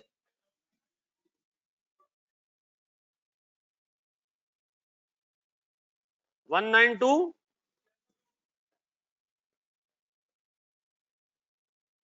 आप बताओ सर, मेरे पास कोई fair value less cost to sell नाम की चीज है? नहीं, उससे इंपेयरमेंट मांगी भी नहीं है। उससे मांगा गया आपसे, बस इससे इंपेयरमेंट कैलकुलेट हो भी नहीं सकती क्योंकि हमारे पास fair value less cost to sell नहीं है। ऐसा, अब सुनो सर, बस वैल्यू न्यूज यही होगा, कैश फ्लो दिया होगा, मैंने कैलकुलेट करना होगा। आप तो कह रहे थे ये स्टैंडर्ड का 80% है। हाँ, इस सवाल में मार्क्स किस चीज के पता है? कैश फ्लोस को छोड़ने के। वो आपको देगा बहुत सारे कैश फ्लोस, कुछ रेलेवेंट होंगे, कुछ इररेलेवेंट होंगे। ठीक है जी, आपने सिर्फ किन कैश फ्लोस को पिक करना है? जो रेलेवेंट है। जो इररेलेवेंट है उसको आपने क्या करना है? इसका मतलब है सर कुछ कैश फ्लोस अभी ऐसे भी आएंगे जो इररेलेवेंट होंगे। कॉस्ट ऑफ गुड्स सोल्ड कैसे आया ये बता दें भाई। मैंने ₹1.25, ₹1.5 और 0.5 इन सबको ऐड किया, ये कितना बना देखो जरा, 3 पॉइंट। इसको मैंने उठा के मल्टीप्लाई कर दिया नंबर ऑफ यूनिट से। अनस क्लियर हो गई? कैश फ्लोस का मतलब बता दें। कैश फ्लोस का मतलब ये अजमल के जब हम चीजें बेचेंगे तो हमें क्या मिलेगा? कैश मिलेगा। जब हम खर्चा करेंगे तो हमारी जेब से क्या जाएगा? कैश जाएगा। लेकिन कुछ एक्सपेंसेस ऐसे हैं जो कैश के नहीं होते, जैसे डेप्रिसिएशन, क्या वो कैश बेस्ड एक्सपेंस है? तो आपने इधर सिर्फ कौन से एक्सपेंसेस लेने? सही है ना? आगे आ रहा है, आगे आ रहा है, आगे आ रहा है, रुक जाओ। सारी चीजें एक एक करके हेडिंग डाल के लिखवाऊंगा, रुक जाओ बेटा।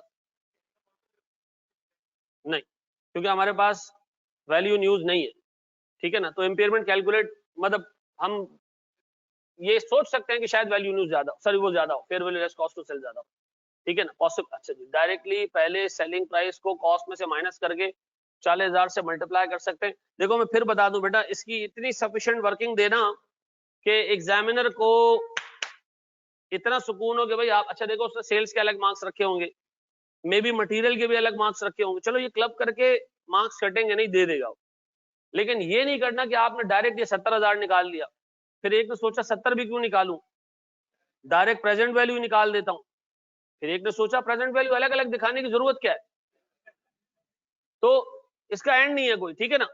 कोशिश करो कि इस हद तक रीजनेबल वर्किंग करो कि मतलब आपको लगे कि यार आपने वाकई चीजों के साथ इंसाफ किया, ठीक है जी। इस अटेम्प्ट में आई कैप की पॉलिसी चेंज हो गई है क्या, किस चीज के लिए? चलो, FAR1 की बुक में कोई चीज ऐसी नहीं जो चेंज होने वाली हो। हाँ, एक चीज जो है वो चेंज हो रही है अगले अगले अटेम्प्ट के लिए, और वो है ऑडिट की स्टडी टेक्स्ट चेंज हो रही है क्योंकि नए कोड ऑफ एथिक्स आ गए, वो चेंज होने। कुछ और किताबें चेंज होनी है, लॉ की किताब शायद चेंज हो तुम्हारी। लेकिन मैं इतना आपको जिस अगले अगले बैच के लिए, अभी लॉ हो गई ना अभी तो। FAR1 में देखो चीजें चेंज नहीं होती हैं, जो पास पेपर आया होता है वो ऐड हो जाता है, ठीक है जी। कुछ एडिशनल सवाल डाल देता है, टॉपिक ऐड नहीं होता कोई, ठीक है जी। एक उन्होंने मुल्तान के किसी टीचर को ये काम दिया हुआ है और वो उस बंदे ने किया ये कि किताब अच्छी कंपाइल कर दी है।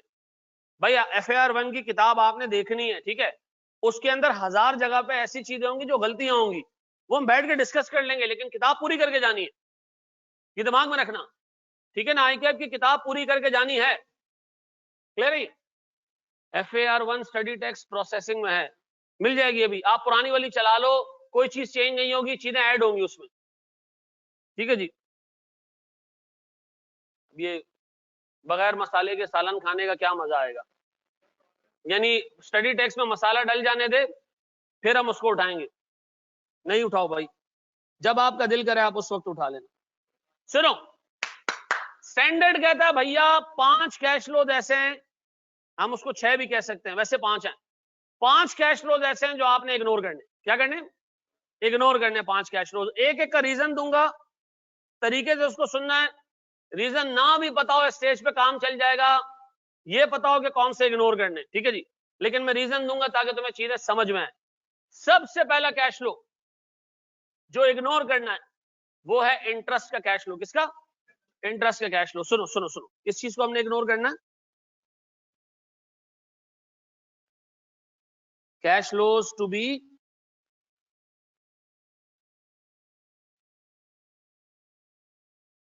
सबसे पहली चीज फाइनेंस कॉस्ट, जिसको उर्दू जुबान में क्या कहते हैं, इंटरेस्ट। ठीक है जी। क्यों? मुझे एक बात बताओ सर, ये जो आप डिस्काउंटिंग कर रहे हो, ये जो आप डिस्काउंटिंग कर रहे हो सर, स्टैंडर्ड आपसे कहता है जब डिस्काउंटिंग कर रहे हो तो कैश फ्लोज बड़े हो रहे हैं या छोटे हो रहे हैं? कैश फ्लोज बड़े हो रहे हैं या छोटे हो रहे हैं? सर छोटे हो रहे हैं। तो सर इंटरेस्ट का इंपैक्ट ऑलरेडी इस डिस्काउंट रेट में शामिल है। इंटरेस्ट होता क्या है सर? मैं बैंक में पैसे रखवाता हूं किस लिए? ताकि मैं इन्फ्लेशन को बीट कर सकूं। अगर मुल्क में से 10% का इन्फ्लेशन रेट चल रहा है तो इंटरेस्ट रेट अराउंड 11-12% होगा, ऐसा है ना सर? इंटरेस्ट रेट थोड़ा सा ऊपर होता है इन्फ्लेशन से, और अक्सर बेशर पाकिस्तान जैसी कंट्रीज में इन्फ्लेशन से नीचे होता है। तो स्टैंडर्ड कह रहा है जनाब, जब आप ऑलरेडी डिस्काउंटिंग कर रहे हो तो इफेक्टिवली इंटरेस्ट का नेमुल बदल आ गया। इंटरेस्ट किस चीज का सर? इस प्लांट को खरीदने के लिए हमने मिसाल के तौर पर लोन लिया हो, उस लोन पे हम क्या पे करते हो? तो सर स्टैंडर्ड कहता है इंटरेस्ट कैश फ्लोज में मत डालो, क्योंकि आप क्या कर रहे हो, डिस्काउंटिंग कर रहे हो, तो इंटरेस्ट का इंपैक्ट ऑलरेडी उसके अंदर आ गया है। आपको दोबारा इंटरेस्ट माइनस करके डिस्काउंटिंग करने की जरूरत, मुझे बताओ डिस्काउंटिंग करने से हो क्या रहा है? कैश फ्लो श्रिंक हो रहे हैं या बड़े हो रहे हैं? श्रिंक हो रहे हैं। तो सर स्टैंडर्ड कहता है जनाब, इंटरेस्ट को अगर दोबारा डालोगे ना तो उस पर डबल काउंटिंग हो सकती है। इंटरेस्ट को आप क्या करें, इग्नोर कर दें। मुझे बताओ जो कैलकुलेशंस आप कर रहे हो क्या ये प्रिसाइज कैलकुलेशन है, एस्टिमेट्स है? स्टैंडर्ड कह रहे हैं जनाब एस्टिमेट्स में डबल काउंटिंग का रिस्क है कि इंटरेस्ट जो है वो इफेक्टिवली किस चीज का नाम है, इन्फ्लेशन को बीट करने का। तो इन्फ्लेशन के लिए आप डिस्काउंटिंग भी कर रहे हो, फिर आप इंटरेस्ट भी अलग से माइनस कर दोगे, तो इफेक्टिवली क्या हो सकता है, वैल्यू न्यूज कम हो सकती है, डबल इंपैक्ट आ सकता है उसका। तो मुझे एक बात बताओ सर, हम इंटरेस्ट को क्या करेंगे, इग्नोर करेंगे। हम इंटरेस्ट को क्या करेंगे, इग्नोर करेंगे। हम कभी भी कैश फ्लोज में इंटरेस्ट को नहीं लेंगे, हाँ उसकी जगह हम क्या करेंगे, डिस्काउंटिंग करेंगे। ऐसा? तो सर एक सिंपल सी बात, क्या चीज इग्नोर करनी है? इंटरेस्ट के कैश फ्लोज इग्नोर करने। अगर इस मशीन को खरीदने के लिए कोई लोन लिया गया है और उस पर इंटरेस्ट पे कर रहे हैं, हम उसको कैश फ्लोज में इनकॉर्पोरेट, इंस्टेड हम क्या करेंगे, डिस्काउंटिंग करेंगे। ऐसा है? चलो जी सर। सर केस 2 आराम से लिख लेना, दो एक्सेप्शंस लिखवाऊंगा, एक सवाल दूंगा, दो एक्सेप्शंस लिखवाऊंगा, एक सवाल दूंगा, सुकून से सुनना। दूसरा वाला थोड़ा मुश्किल है, सुनो। एक बात बताओ सर, यह है कराची हमारा शहर, यह है पेशावर, यह भी हमारा शहर, ये आपका शहर है। तुम्हारे शहर को मैं अपना बोलूं तो मेरे शहर को तुम कहो ये आपका शहर है। एक छोटी सी चीज 10 सेकंड में लूंगा आपका। अल्लाह ताला ने ऐसे इल्म पे लानत फरमाई है जिसको हासिल करने के बाद इंसान में तकब्बुर आ जाए। मैं अक्सर व बेशतर देखता हूँ, आप पढ़े लिखे लोग कौमियत की बुनियादों पर दूसरों को गालियां दे रहे होते। ये सराइकी है, इसने कराची गंदा कर दिया, ठीक है जी, ये फलां कौम वाला है, इससे ये कर दिया। खुदा का खौफ करो, अल्लाह के नबी तुम्हें एक उम्मत बना के गए, सबको गालियां पड़ रही। ये सिंधी है, ये रंगीन नाड़े पहनता है, क्या बकवास है यार। है?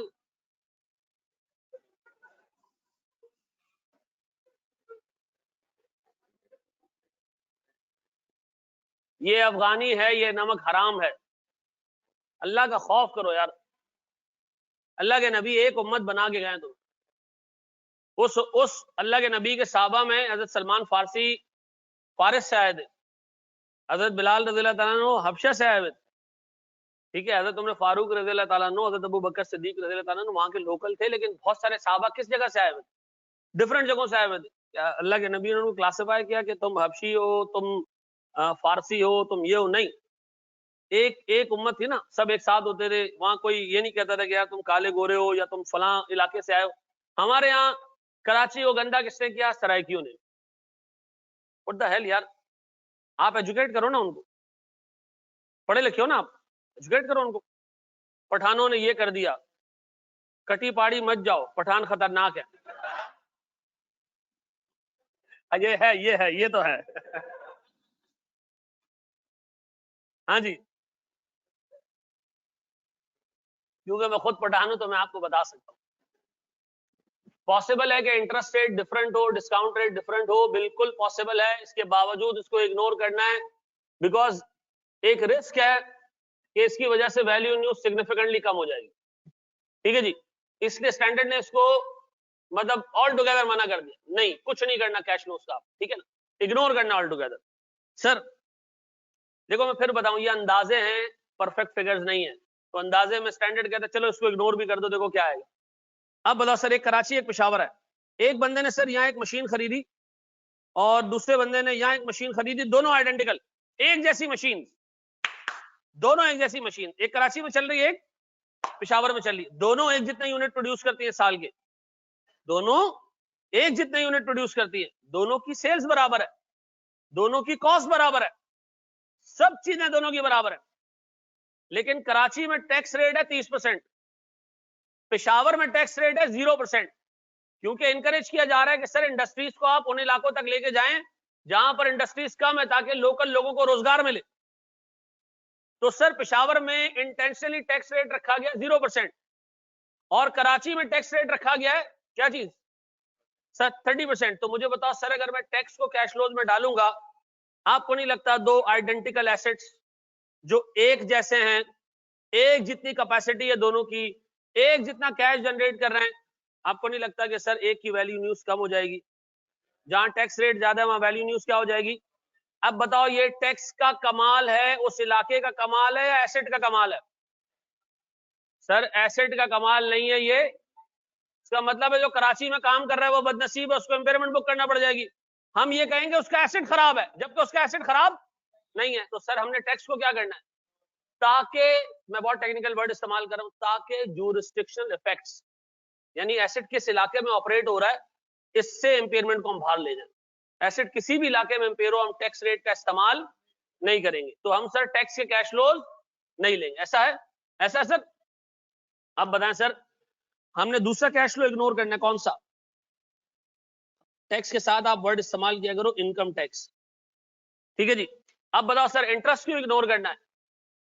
सुभाष चंद्र भाई, इंटरेस्ट क्यों इग्नोर करना है? सर क्योंकि हम ऑलरेडी डिस्काउंटिंग कर रहे हैं, ठीक है जी, डिस्काउंटिंग से ऑलरेडी कैश फ्लो रिड्यूस हो रहे हैं, तो हमें इंटरेस्ट का कैश फ्लो डालने की जरूरत, क्योंकि इंटरेस्ट पे इसीलिए किया जाता है ताकि इन्फ्लेशन को बीट किया जा सके, ठीक है जी। बड़े एक स्टेप आगे, दो एक सवाल, क्या दो कैश फ्लो हटाने?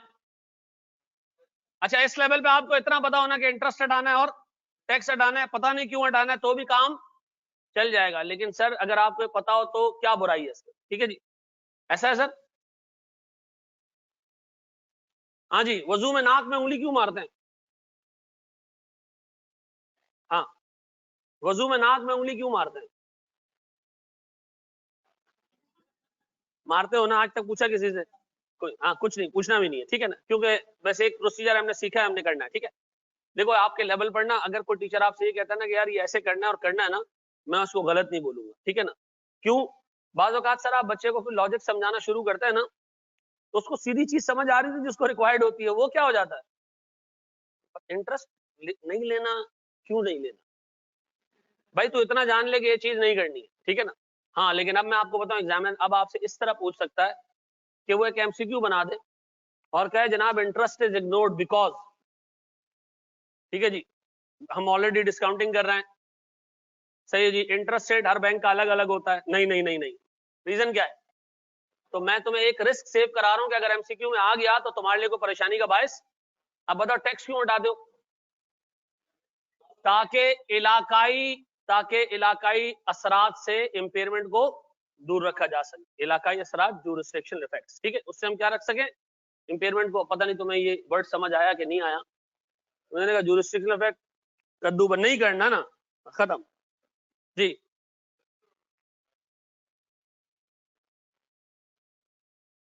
वो यहाँ पे भी अप्लाई सेम सेम सेम नहीं नहीं, यहाँ सिर्फ इनकम टैक्स इग्नोर करने की बात हो रही है, बाकी चीजें आएंगी वो मैं बताऊंगा क्या करना, ठीक है। तीसरा केस जी मेरा बच्चा, सुनो यहाँ देख लो, मुझे एक चीज ये बताओ, अगर मैं आपसे ये कहूँ प्यारे भाई, मेरे पास एक बैंक से मैंने लोन लिया 100 रुपए का, ठीक है जी, सर मेरे पास 10 रुपए का सूद यहाँ आ रहा है, 10 रुपए का सूद यहाँ आ रहा है, 10 रुपए का सूद यहाँ आ रहा है, ऐसा। यार मैं ये कैश फ्लोज माइनस करूं कैश फ्लोज में से, जो ऊपर कैश फ्लोज दिए हुए हैं, ये वाले कैश फ्लोज, इसमें से मैं इंटरेस्ट माइनस करूं तो कैश फ्लोज क्या हो जाएंगे, कम हो जाएंगे। सर क्या जो आपने इंटरेस्ट पे किया वो इफेक्टिवली क्यों पे किया, इसलिए कि सर इन्फ्लेशन का इफेक्ट था, जिससे मैंने पैसे लिए थे उससे कहा भाई मुझे चूंकि इन्फ्लेशन का इफेक्ट आ रहा है तो आपने मुझे क्या देना है, सूद देना, मैं दे दिया उसको। सर अब मुझे एक बात बताएं सर, जब मैंने सारे इंपैक्ट निकाल लिया इन्फ्लेशन का, तो क्या मुझे अब इस पर्टिकुलर पॉइंट पे बाकी के कैश फ्लोज को डिस्काउंट करने की जरूरत है? नहीं। तो स्टैंडर्ड कहता है जनाब एक अप्रोच तो ये है कि आप इंटरेस्ट के कैश फ्लोज डाल दो, ठीक है जी, और फिर आप डिस्काउंटिंग ना करो, ठीक है जी। दूसरा अप्रोच क्या है कि आप डिस्काउंटिंग कर लो फिर इंटरेस्ट ना डालो, ये डबल काउंट हो जाएगा, ठीक है जी। तो सर आप लोग इस पॉइंट पे एक चीज सीखोगे, लेकिन सर जब आप किसी और, चलो मैं बता दूं, यूएस गैप में जाओगे ना, वो आपको ऑप्शन देता है कि आप फाइनेंसिंग कैश फ्लोज इंक्लूड करके, ठीक है जी, डिस्काउंटिंग ना करें, ठीक है जी। वो दो अप्रोचेज आपको देता है, जो आप कर लो, जो आप कर लो। आईएफआरएस में सिर्फ एक अप्रोच है, वो क्या है, इंटरेस्ट आपने इग्नोर करना है, ठीक है जी, इंटरेस्ट आपने इग्नोर करना है। टैक्स क्यों इग्नोर करना है कि सर टैक्स आप हर इलाके का अलग अलग होगा, तो ऐसे लगेगा कि भाई एक एसेट है जो बहुत अच्छा है, लेकिन चूंकि वो ऐसे इलाके में ऑपरेट हो रहा है जहां टैक्स रेट ज्यादा है तो मामला। अच्छा अब मैं आपको बताता हूं सर टैक्स को इग्नोर करने के 4 रीजन है, समझा सिर्फ एक पाऊंगा, क्योंकि आगे 3 हिस्से हैं जो डेफर टैक्स के स्टैंडर्ड से रिलेटेड है, ठीक है जी। IAS 12 है उससे रिलेटेड है, वो नहीं बता सकता अभी, हमारी रिस्ट्रिक्शन है सर, अदरवाइज मुझे पहले क्या बताना पड़ेगा कि पहले IAS 12 पढ़ना शुरू करते हैं। तो देखो ये स्टैंडर्ड नीचे डले तो हैं, लेकिन किस तरह डले हुए सर कि एक पर्टिकुलर बाउंड्री है इनकी, इससे बाहर एग्जामिनर नहीं जाएगा, ठीक है जी। मैं आपस की बात आपको बता दूं, एग्जामिनर को भी यही रीजंस पता है जो जो क्लास जो किताब में लिखे, इससे ऊपर रीजन उसको भी नहीं पता होता। हाँ एक ग्रैंड एग्जामिनर उसको पता होता है, ठीक है जी, क्योंकि वो सारे पेपर्स बना रहा होता है। नीचे जो लोग पर्चे बना रहे होते हैं उसमें से जो बंदा पर्टिकुलर पेपर बना रहा होता है उसकी उसने लिमिट ही किताब तक। मैं क्यों बार बार कह रहा हूं कि किताब को इग्नोर नहीं करना, क्योंकि उसकी महराज क्या है, किताब, उससे बाहर नहीं जाएगा वो। हाँ ये जरूर हो सकता है कि सवाल पूछने का स्टाइल चेंज कर दे, ऐसा सवाल आपने कभी पहले नहीं देखा हो, ऐसा हो सकता है, ठीक है जी। अब बढ़े सर, तीसरी चीज, तीसरी डिस्कस करने से पहले एक काम करने, सवाल करने।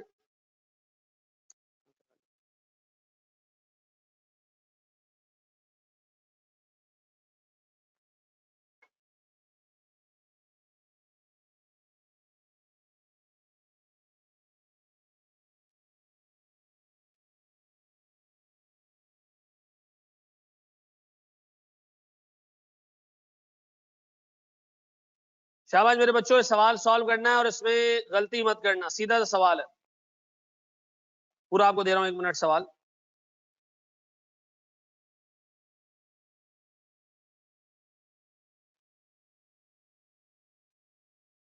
इसको बड़ा करें और ये इसके बराबर में डाल दें ना, सॉरी।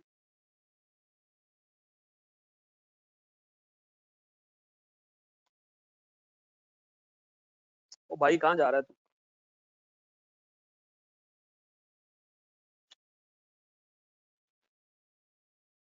तू थोड़ा छोटा हो तो यहाँ भाई।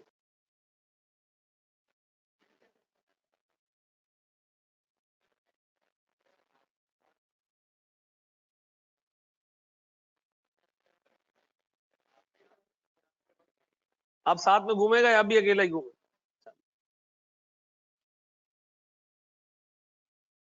2 मिनट बोर्ड पे देख लो यार, ताकि सवाल हमारे कंट्रोल में आ जाए।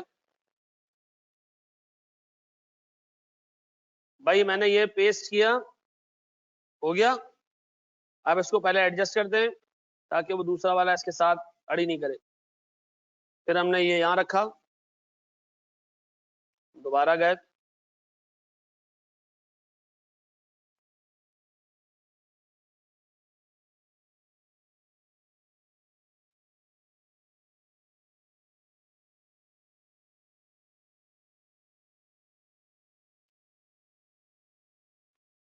चलो जी बस सही है। सर सुनो सुनो, VOH बता रहा हूँ क्या होता है। मुझे बता क्या रहा है, ये नजर आ रहा है भाई सबको, ये नजर आ रहा है सबको? ऐसा सवाल बनाते क्यों है जो स्टडी टेक्स्ट से बाहर हो? वाह, ये क्या चल गया, ये जरदारी का तो 1902 का इंटरव्यू है? अभी लोग लेके बैठे हुए उससे कि सवाल शुरू कहां से हुआ? ऐसा दिल ही नहीं रखते कि टूट जाए।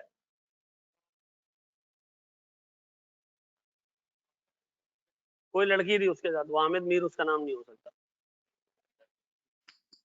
लेडी थी, सॉरी। चलो जी, बोर्ड पे टोपी वाले भाई, बोर्ड पे सारे तमाम लोग बोर्ड पे देख रहे हैं। ये कह रहा है ABC limited owns an asset which is carried at 640,000। ये क्या है? Carrying amount. अच्छा, कैरीड का मतलब ये, okay. In the books at 1 January 2009 the company is not confident to recover its carrying amount fully. का मतलब कंपनी को अंदाजा है कि इसकी कैरिंग अमाउंट हम रिकवर। फिर this has warranted an impairment review. इसी वजह से कंपनी ने चेक किया कि यार इम्पेयरमेंट तो नहीं है, चेक कर लो। अच्छा, फिर details of the review is as under. नीचे आपको सर डाटा दिया हुआ है, फेयर वैल्यू दी हुई है आज, और कॉस्ट टू सेल भी दिया हुआ है आज। तो मुझे बताओ सर, अगर ये आज का हिसाब किताब है तो ये दोनों क्या है? Fair value less. तो फिर वो कह रहे हैं 5 साल बाद भी वैल्यूज दी हुई है। ये किसने दी हुई है? नहीं, कंफ्यूज करने के लिए नहीं है बेटा, हर एक चीज ऐसे नहीं है ना। अच्छा, मुझे एक बात बताओ, वैल्यू न्यूज का मतलब क्या है? वैल्यू न्यूज का मतलब क्या है? जब एसेट इस्तेमाल होगा तो कैश फ्लो मिलेगा, फिर जब एसेट अपनी लाइफ खत्म कर लेगा, बिकेगा भी तो सही। तो मुझे बताओ, ये वाले जो कैश फ्लोज हैं इन 5 इयर्स वाले, आपको नहीं लगता कि ये वैल्यू न्यूज में जाने चाहिए? जब एसेट खत्म हो जाएगा, यूज हो जाएगा, उसके बाद हम इसको कचरे के दामों बेच देंगे, वहां से भी तो पैसा आएगा। तो इसका मतलब है वैल्यू न्यूज दो चीजों से आता है, एसेट को पूरी लाइफ इस्तेमाल करने से भी, और एंड में उसको रेजिडुअल वैल्यू पे बेचने से भी। तो बताओ सर, हम इस एसेट को कितने साल इस्तेमाल करेंगे? 5 साल। 5 साल बाद हम इसको क्या करेंगे? बेचेंगे। कितने में? 80,000 में। तो ये भी वैल्यू न्यूज का पार्ट बनेगा। अब बनाए सर, नीचे हमारे पास आ रही है सेल्स, सेलिंग प्राइस आ रही है सर, सेल्स आ रही है। 1 यूनिट पे 12 रुपए का मटेरियल लगता है, 15 रुपए का लेबर लगता है, और 13 रुपए का ओवरहेड लगता है। मटेरियल वो चीज है जो इस प्रोडक्ट में मौजूद है, इस कप में मौजूद है। लेबर कौन था? जिसने इसको बनाया। सर लेकिन इसको बनाने पे और भी तो 50 चीजें लगी होंगी ना, गैस भट्टी में इसको जलाया भी होगा पकाने के लिए, इस पे कलर भी लगा होगा, ठीक है जी सर, इसके लिए जनरेटर भी चला होगा। तो सर मुझे बताएं वो सारे खर्चे क्या है? ओवरहेड है। मटेरियल और लेबर के अलावा सारी चीजें क्या है? ओवरहेड है। तो मुझे बताओ सर, इस पे खर्चा कितना आ रहा है 1 यूनिट के ऊपर? 12 प्लस 15 प्लस 13, कितने टोटल? कितने? 40 38 चल, सुन लिया मैंने। फिर वो कह रहे फिक्स्ड ऑपरेटिंग कॉस्ट। सर ये हमारी फैक्ट्री का रेंट होगा, ये भी तो देना है ना हमने। प्रोडक्ट्स ऐसे तो नहीं हवा में तो नहीं प्रोड्यूस होंगे ना, फैक्ट्री के अंदर प्रोड्यूस होंगे। तो सर हमारे पास 80,000 रुपए का हमने क्या करना है? फिक्स्ड ऑपरेटिंग कॉस्ट भी पे करनी है। वो कह रहा है इसके अलावा आपने 5% का कमीशन भी पे करना है।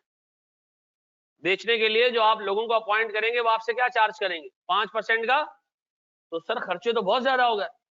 उन्हें तो खर्चे कितने नजर आ रहे हैं? मटीरियल, लेबर, वेरिएबल ओवरहेड्स, फिर फिक्स कॉस्ट और कमीशन। इसमें से कोई ऐसा कैश फ्लो जो इग्नोर करना है? अभी तक हमने सिर्फ 2 सीखे हैं इग्नोर करने वाले, कौन से? इंटरेस्ट और, अच्छा फिर वेरिएबल ओवरहेड दोबारा बता दें। अच्छा दोबारा बता दें। देखो वेरिएबल ओवरहेड है क्या? मिसाल के तौर पर एक फैक्ट्री के अंदर बनते हैं पेन। इस पेन पे मटेरियल लगा हुआ है, प्लास्टिक लगी हुई, सारी चीजें, ये मटेरियल हो गया। एक बंदा जो इस पेन को बना रहा है वो क्या है? सर इस पेन को बनाने के लिए इलेक्ट्रिसिटी इस्तेमाल हुई है, सर जनरेटर में फ्यूल डला है, यस सर। सर फैक्ट्री के बाहर एक चौकीदार खड़ा है जो फैक्ट्री की हिफाजत कर रहा है, यस सर। सर फैक्ट्री में जो मशीनें लगी हैं उसका डेप्रिसिएशन, उसकी सारी चीजें हैं, उस पर जो खर्चे आ रहे हैं सारे, वो सारे भी खर्चे हुए हैं। सर वो सारे खर्चे क्या कहलाते हैं? ओवरहेड्स कहलाते हैं। इसका मतलब है मटेरियल और लेबर के अलावा फैक्ट्री में जितना खर्चा होता है उसको हम एक नाम देते हैं, क्या चीज? ओवरहेड्स। क्लियर है ये बेटा? सेलिंग कॉस्ट है, कॉस्ट टू सेल में ऑलरेडी ऐड नहीं होगी। नहीं बेटा, ये सेलिंग कॉस्ट है प्रोडक्ट को बेचने की, ठीक है जी, ये प्रोडक्ट को बेचने की कॉस्ट है। वो जो ऊपर सेलिंग कॉस्ट टू सेल दी हुई है वो एसेट को बेचने की कॉस्ट है, ठीक है। कौन सी वाली? हाँ, fix cost operating annual. Interest expenses 50,000, क्या करेंगे हम इसको? Annual per annum, ignore. अब मुझे एक बात बताओ सर, लास्ट जब अटेम्प्ट में ये टेस्ट हुआ है, जब आखिरी दफा ये टेस्ट हुआ है, उसने 8 कैश फ्लोज दिए, सिर्फ 3 काम के थे, बाकी 5 इग्नोर करने थे। कितने काम के थे?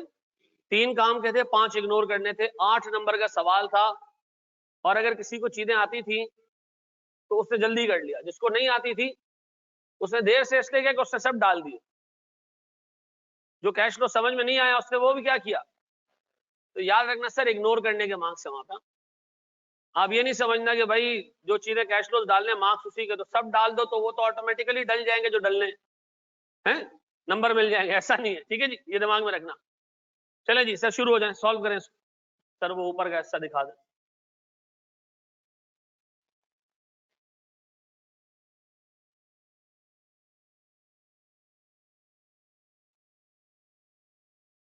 सही जी,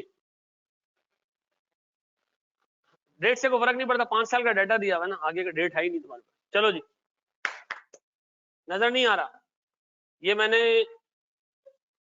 फिर थोड़ा सा ना मुझे यहाँ खड़े रहना पड़ेगा, पहले ऊपर वाला सीन देख लो फिर नीचे वाला सीन देखा। अच्छा ये काम का है बस, चलो ये देख लो, शाबाश। और भी बड़ा करूँ उसको।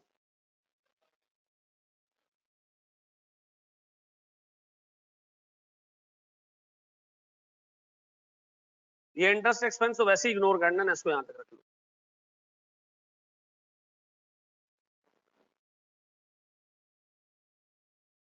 सही जी, नहीं डेप्रिसिएशन बुक क्यों कर रहे हो बेटा, कैश फ्लो लेना ना चंदा, डेप्रिसिएशन तो फेयर वैल्यू 5 साल वाली क्यों कंसिडर करेंगे, वैल्यू इन यूज कैलकुलेट करने के लिए। बाद जब हम उसको एंड में बेचेंगे हम इंटरेस्ट क्यों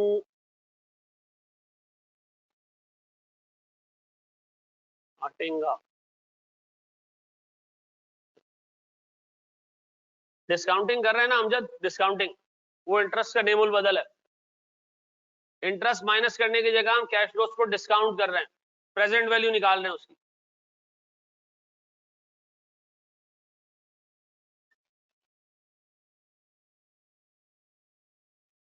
वहां दोबारा बता दें, वहां मुझे बताओ, जब इस एसेट को इस्तेमाल करके हम बेचेंगे एंड में आगे, तो आपको नहीं लगता वो कैश फ्लो जो 5 साल बाद मिलेगा वो भी वैल्यू यूज में शामिल होना चाहिए। वैल्यू यूज का मतलब है एसेट को इस्तेमाल करके उसकी लाइफ के एंड पे आगे बेचना। सेलिंग कॉस्ट का क्या मतलब है बेटा, सेलिंग कॉस्ट हम बिल्कुल इनकॉर्पोरेट करेंगे। सेलिंग कॉस्ट का मतलब ये है कि जब आप यूनिट्स बेच रहे होंगे इसके, तो आपने मार्केट में जिन लोगों से यूनिट बिकवाने, ठीक है जी, उन लोगों को आपने कमीशन पे करना है। ये फिक्स कॉस्ट ईयरली है मेरे बच्चों, बिल्कुल।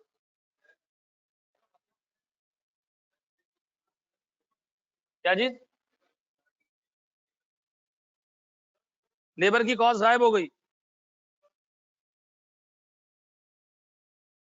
लेबर 15 रुपए, मटेरियल 12 रुपए और वेरिएबल ओवरहेड 13 रुपए।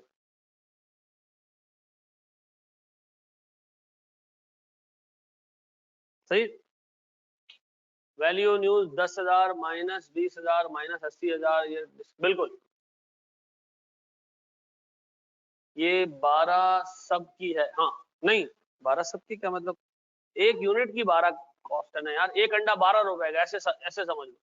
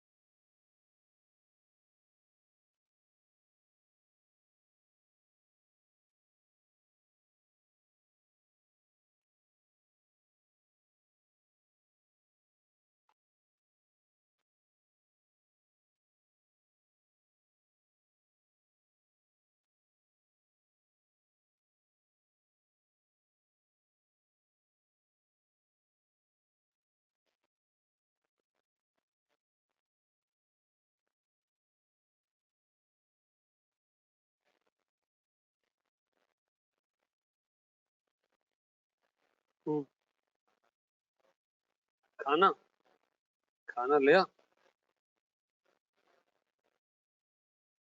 खाना ले आओ। आकाश आ गया। चलो बैठो, मैं आता हूँ, बताता हूँ, एक मिनट बता रहा हूँ। ये काम कर लो, उससे ले आओ कुछ मैक्सिकन वो ले आओ, हाँ, मैक्सिकन ले आओ। जी बिल्कुल करेंगे इर्जा, बिल्कुल करेंगे बेटा जी। पर एनम नहीं, क्यों अप्रिशिएट होगी? नहीं दिया हुआ तो हम क्यों अज्यूम करें कि इन्फ्लेशन की वजह से बढ़ेगी?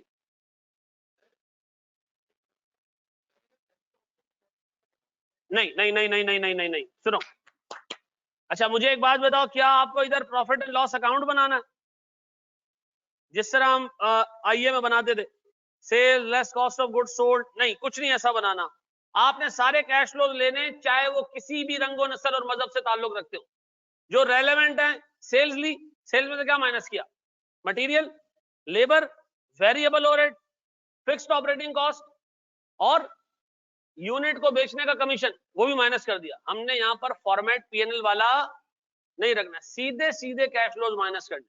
जो जरूरी कैश फ्लोज, जो गैर जरूरी है उसको क्या करना है? ऐसा मुझे बताओ सर, इस एसेट से शामिल कौन कौन से कैश फ्लो जनरेट होंगे?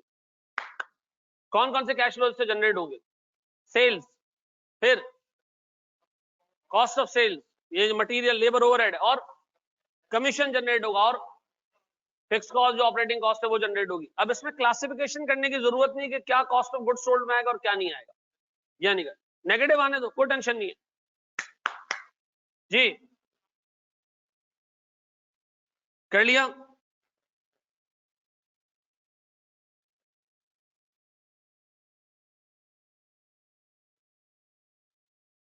वैल्यू न्यूज एक बच्चे ने कैलकुलेट किए 357562, क्या ऐसा ही है कुछ? डिस्काउंट रेट 10% शायद नीचे दिया हुआ यार, वो नीचे दब गया, यहां लिख लो।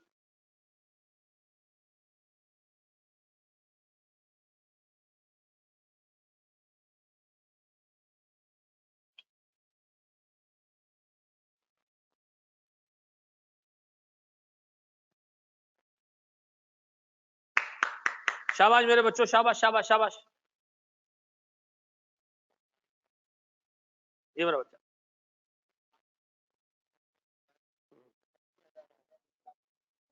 न, वो 5 साल आएगा, उसको ऐड करके फिर डिस्काउंट करें, ठीक है?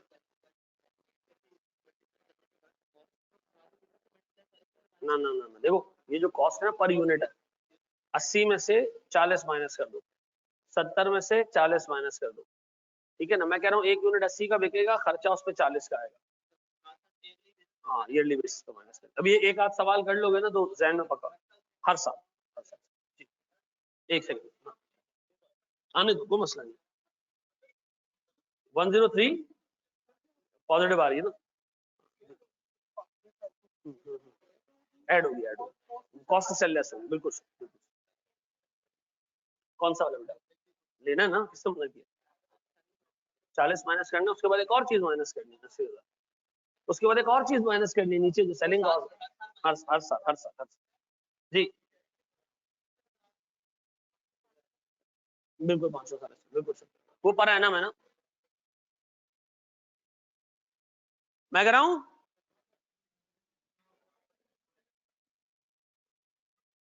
हाँ जी, 2 मिनट, चलो खुद से करो, खुद से करो जी मेरा बच्चा, आने दो, कोई मसला नहीं। इसका मतलब है इस साल जब हम एसेट ऑपरेट कर रहे होंगे तो बजाय पैसे जेब में आने के, पैसे जा रहे होंगे, ठीक है जी मेरे बच्चों?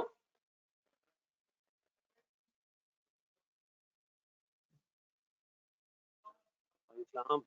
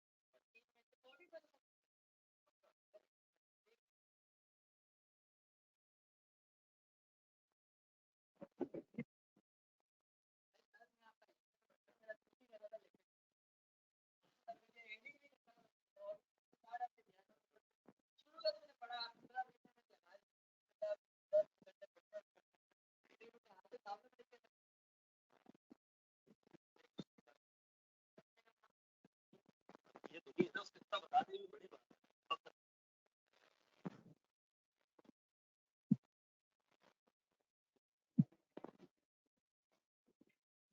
बड़ी खैरियत से ठीक-ठाक हो। चलो जी, कर लिया सवाल, डन।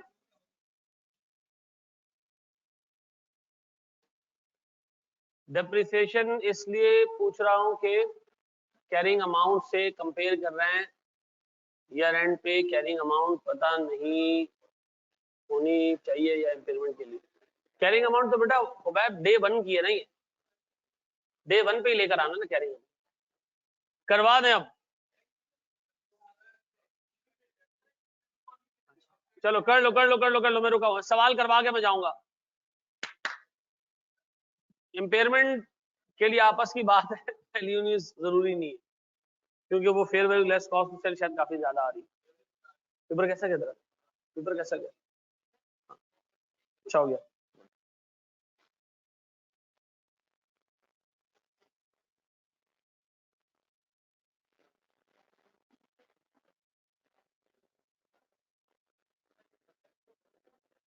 चलो चलो चलो चलो, शाबाश शाबाश।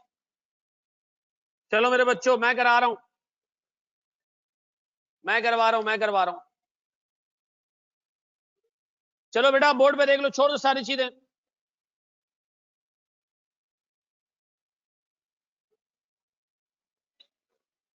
बेटा बोर्ड पर कम बैक, वापस आ जाओ, वापस आ जाओ। यहां देख लो, मुझे बताओ मेरे पास 5 सालों की जो सेल्स हैं वो कैसे निकलेंगी। बोर्ड पे देख लो कैश फ्लोस कैसे ड्राफ्ट होते हैं।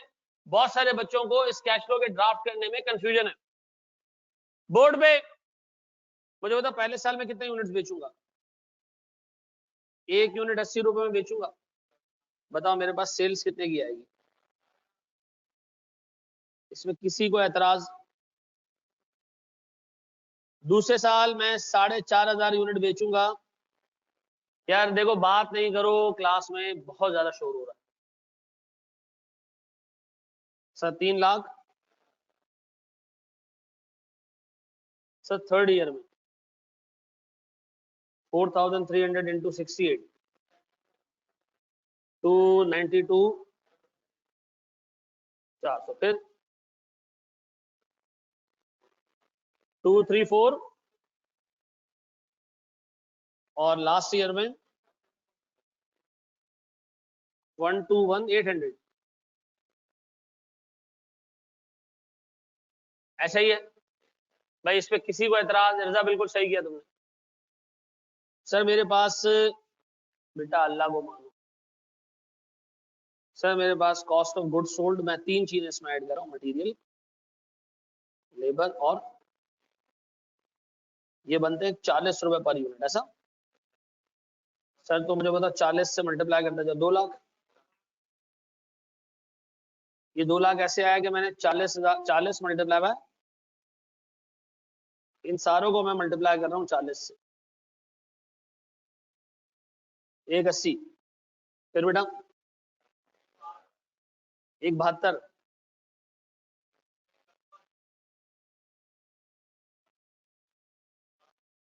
खाली 84। अब फिक्स्ड ऑपरेटिंग कॉस्ट, बोर्ड पे देखो,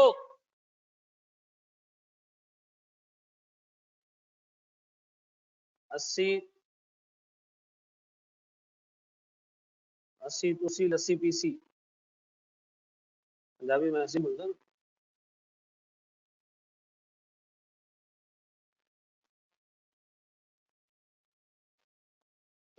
किसी को कंफ्यूजन है बेटा तो मैं क्लियर कर दूं? क्लियर है पक्का?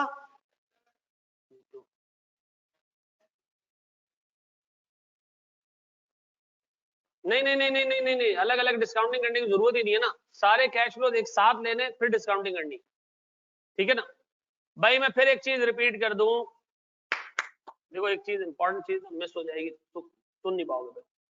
जितने भी इस एसेट से रिलेटेड कैश फ्लोज हैं सबको पहले यहाँ रखना है, एंड पे आगे डिस्काउंटिंग करनी है।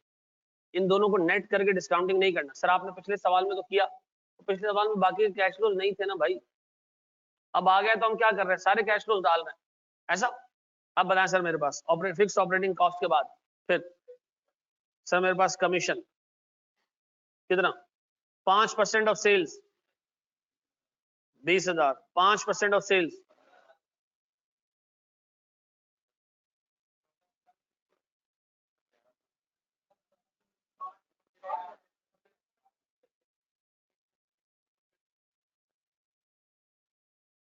बोर्ड पे 4 या 5 माइनस में जा रहा है, जाने दो, कोई मसले वाली बात नहीं मोहम्मद, कोई मसले वाली बात नहीं।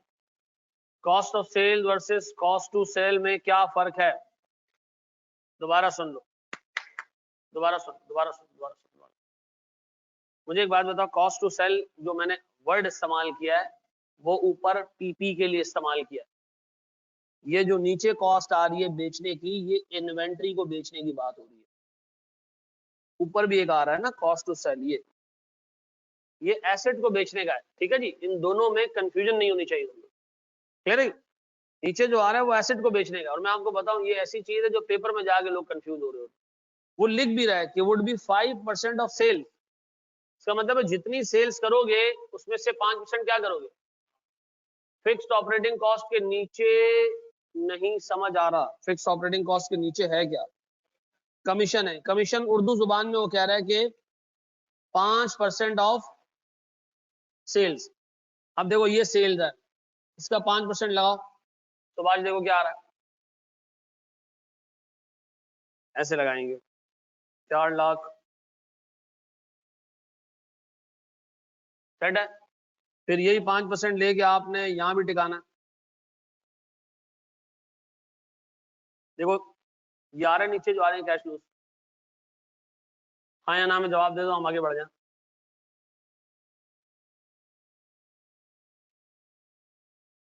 सुभाष बाबू बढ़ जाए हम आगे, जवाब दे दे चाचा,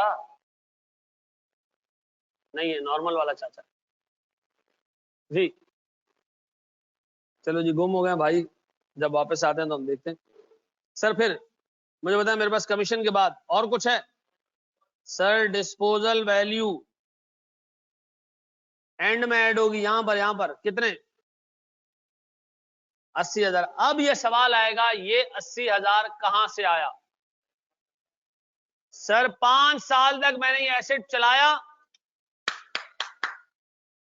सारे माशाल्लाह अल्लामा मुफ्ती, ठीक है जी, सारे इसी क्लास में बैठे हुए जी।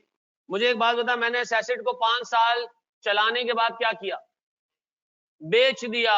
तो बेचा तो कितने में बेचा मैंने इसको, या बेचूंगा तो कितने में बेचूंगा, 80,000 में। तो मैं कह रहा हूं भाई 5 साल चलाने से ये कुछ मिलेगा और एंड में इसको बेचने से क्या मिलेगा, 80 मिलेगा। दूसरा तरीका क्या है, आज ही बेच दो, आज बेचेंगे तो क्या मिलेगा, fair value less cost to sell. 5 साल चला के बेचूंगा तो 5 साल के कैश फ्लोज भी मिलेंगे और एंड में 80,000 भी मिलेगा। तो ये वैल्यू न्यूज का पार्ट है, ठीक है जी। अब बता वैल्यू न्यूज किन 2 चीजों से आता है, पूरी जिंदगी इस्तेमाल करने से और फिर एंड में उसको बेचने से, ठीक है जी। डिस्पोजल वैल्यू, ठीक है जी। सर क्या आ रही, 1 लाख, या अल्लाह तेरा शुक्र है। बातें नहीं।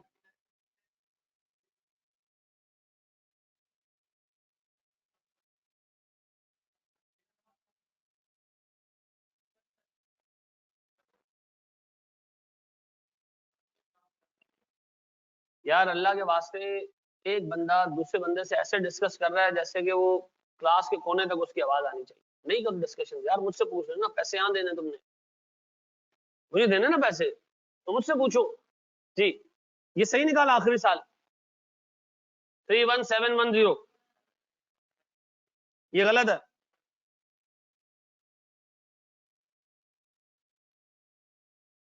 ये वाला गलत है।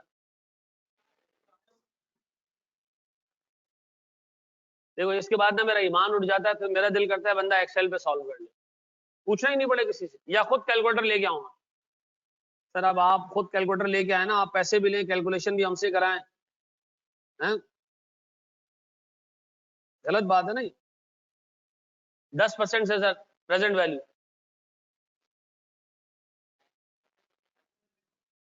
90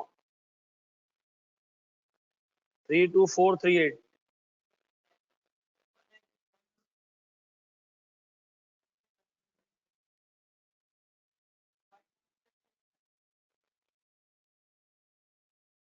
ओके जी मेरे बच्चा, यार 1 मिनट, बाद में ऐड फुल वैल्यू में नहीं करना, क्योंकि पैसे मिलेंगे कब, 5वें साल में जाके करेंगे। उसकी अलग से प्रेजेंट वैल्यू निकाल के भी कर सकते हो, लेकिन ज्यादा अच्छा है कि जब वहां से एक रक्षा आ ही रहा है तो ये वाला सामान भी डाल दो उसमें, ठीक है ना। बढ़े आगे। अब बताएं सर मेरे पास टोटल क्या आ रहा है, वैल्यू इन यूज कितना,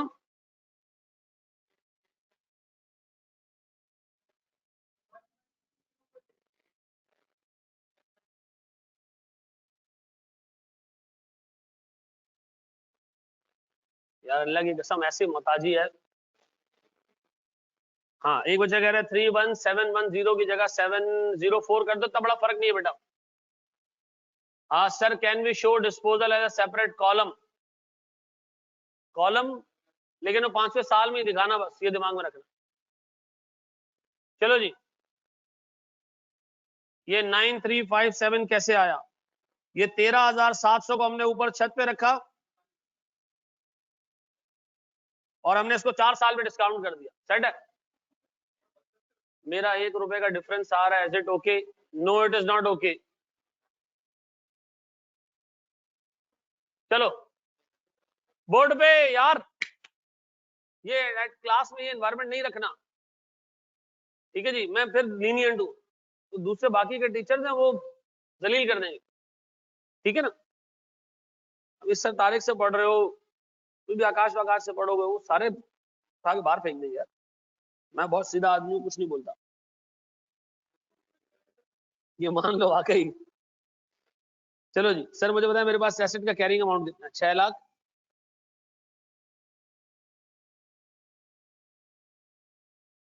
fair value less cost to sell का मतलब क्या होता है, अगर इस एसेट को मैं आज के आज बेचूं, अब देखो मैं बता रहा हूं 3 इंपॉर्टेंट पॉइंट्स, 1 2 3।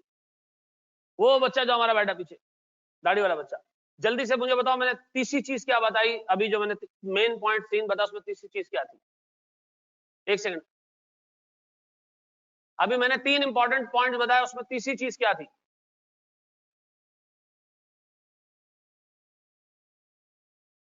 हैं? तीसरी चीज क्या थी उसमें? हैं?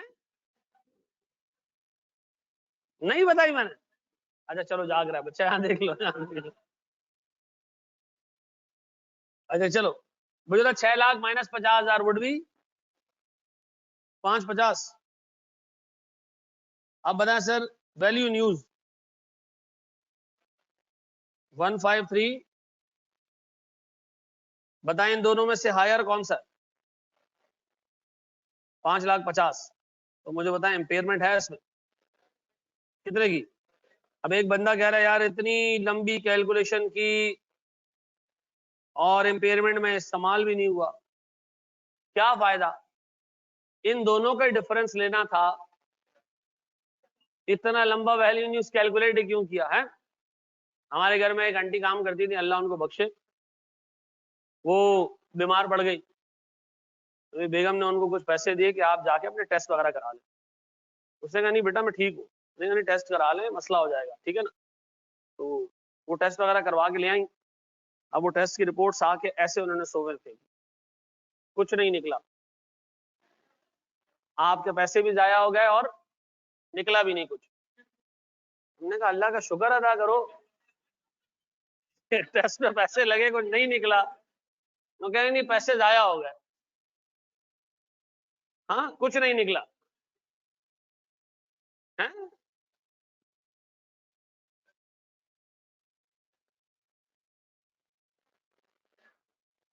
हाँ जी मैडम, चलो जी सर, ये जो क्वेश्चन में टुडे की फेयर वैल्यू दी हुई है 6 लाख और ईयर एंड 2009 की है। नहीं सर, ये 1 जनवरी की है। टुडे का मतलब है ये 1 जनवरी की लिख के दिया हुआ है ना उससे, टुडे। सेट है जी, इसकी डिस्काउंटिंग करने की जरूरत नहीं है। सेट हो गया बेटा? चलो जी सर, अल्लाह आपको खुश रखे अपने खर्चे पे। ऑफ कर दें यहाँ पे। और यार भाई मास्क पहना करो यार, हमें जलील करवाओगे तुम लोग। ठीक है जी, थैंक यू वेरी मच जी। ये पीडीएफ मैं आपसे शेयर कर रहा हूँ। एंट्री इसकी इंपेयरमेंट लॉस डेबिट और पीपी क्रेडिट, ईयर 1 2009 का एंड है बिल्कुल। थैंक यू बेटा।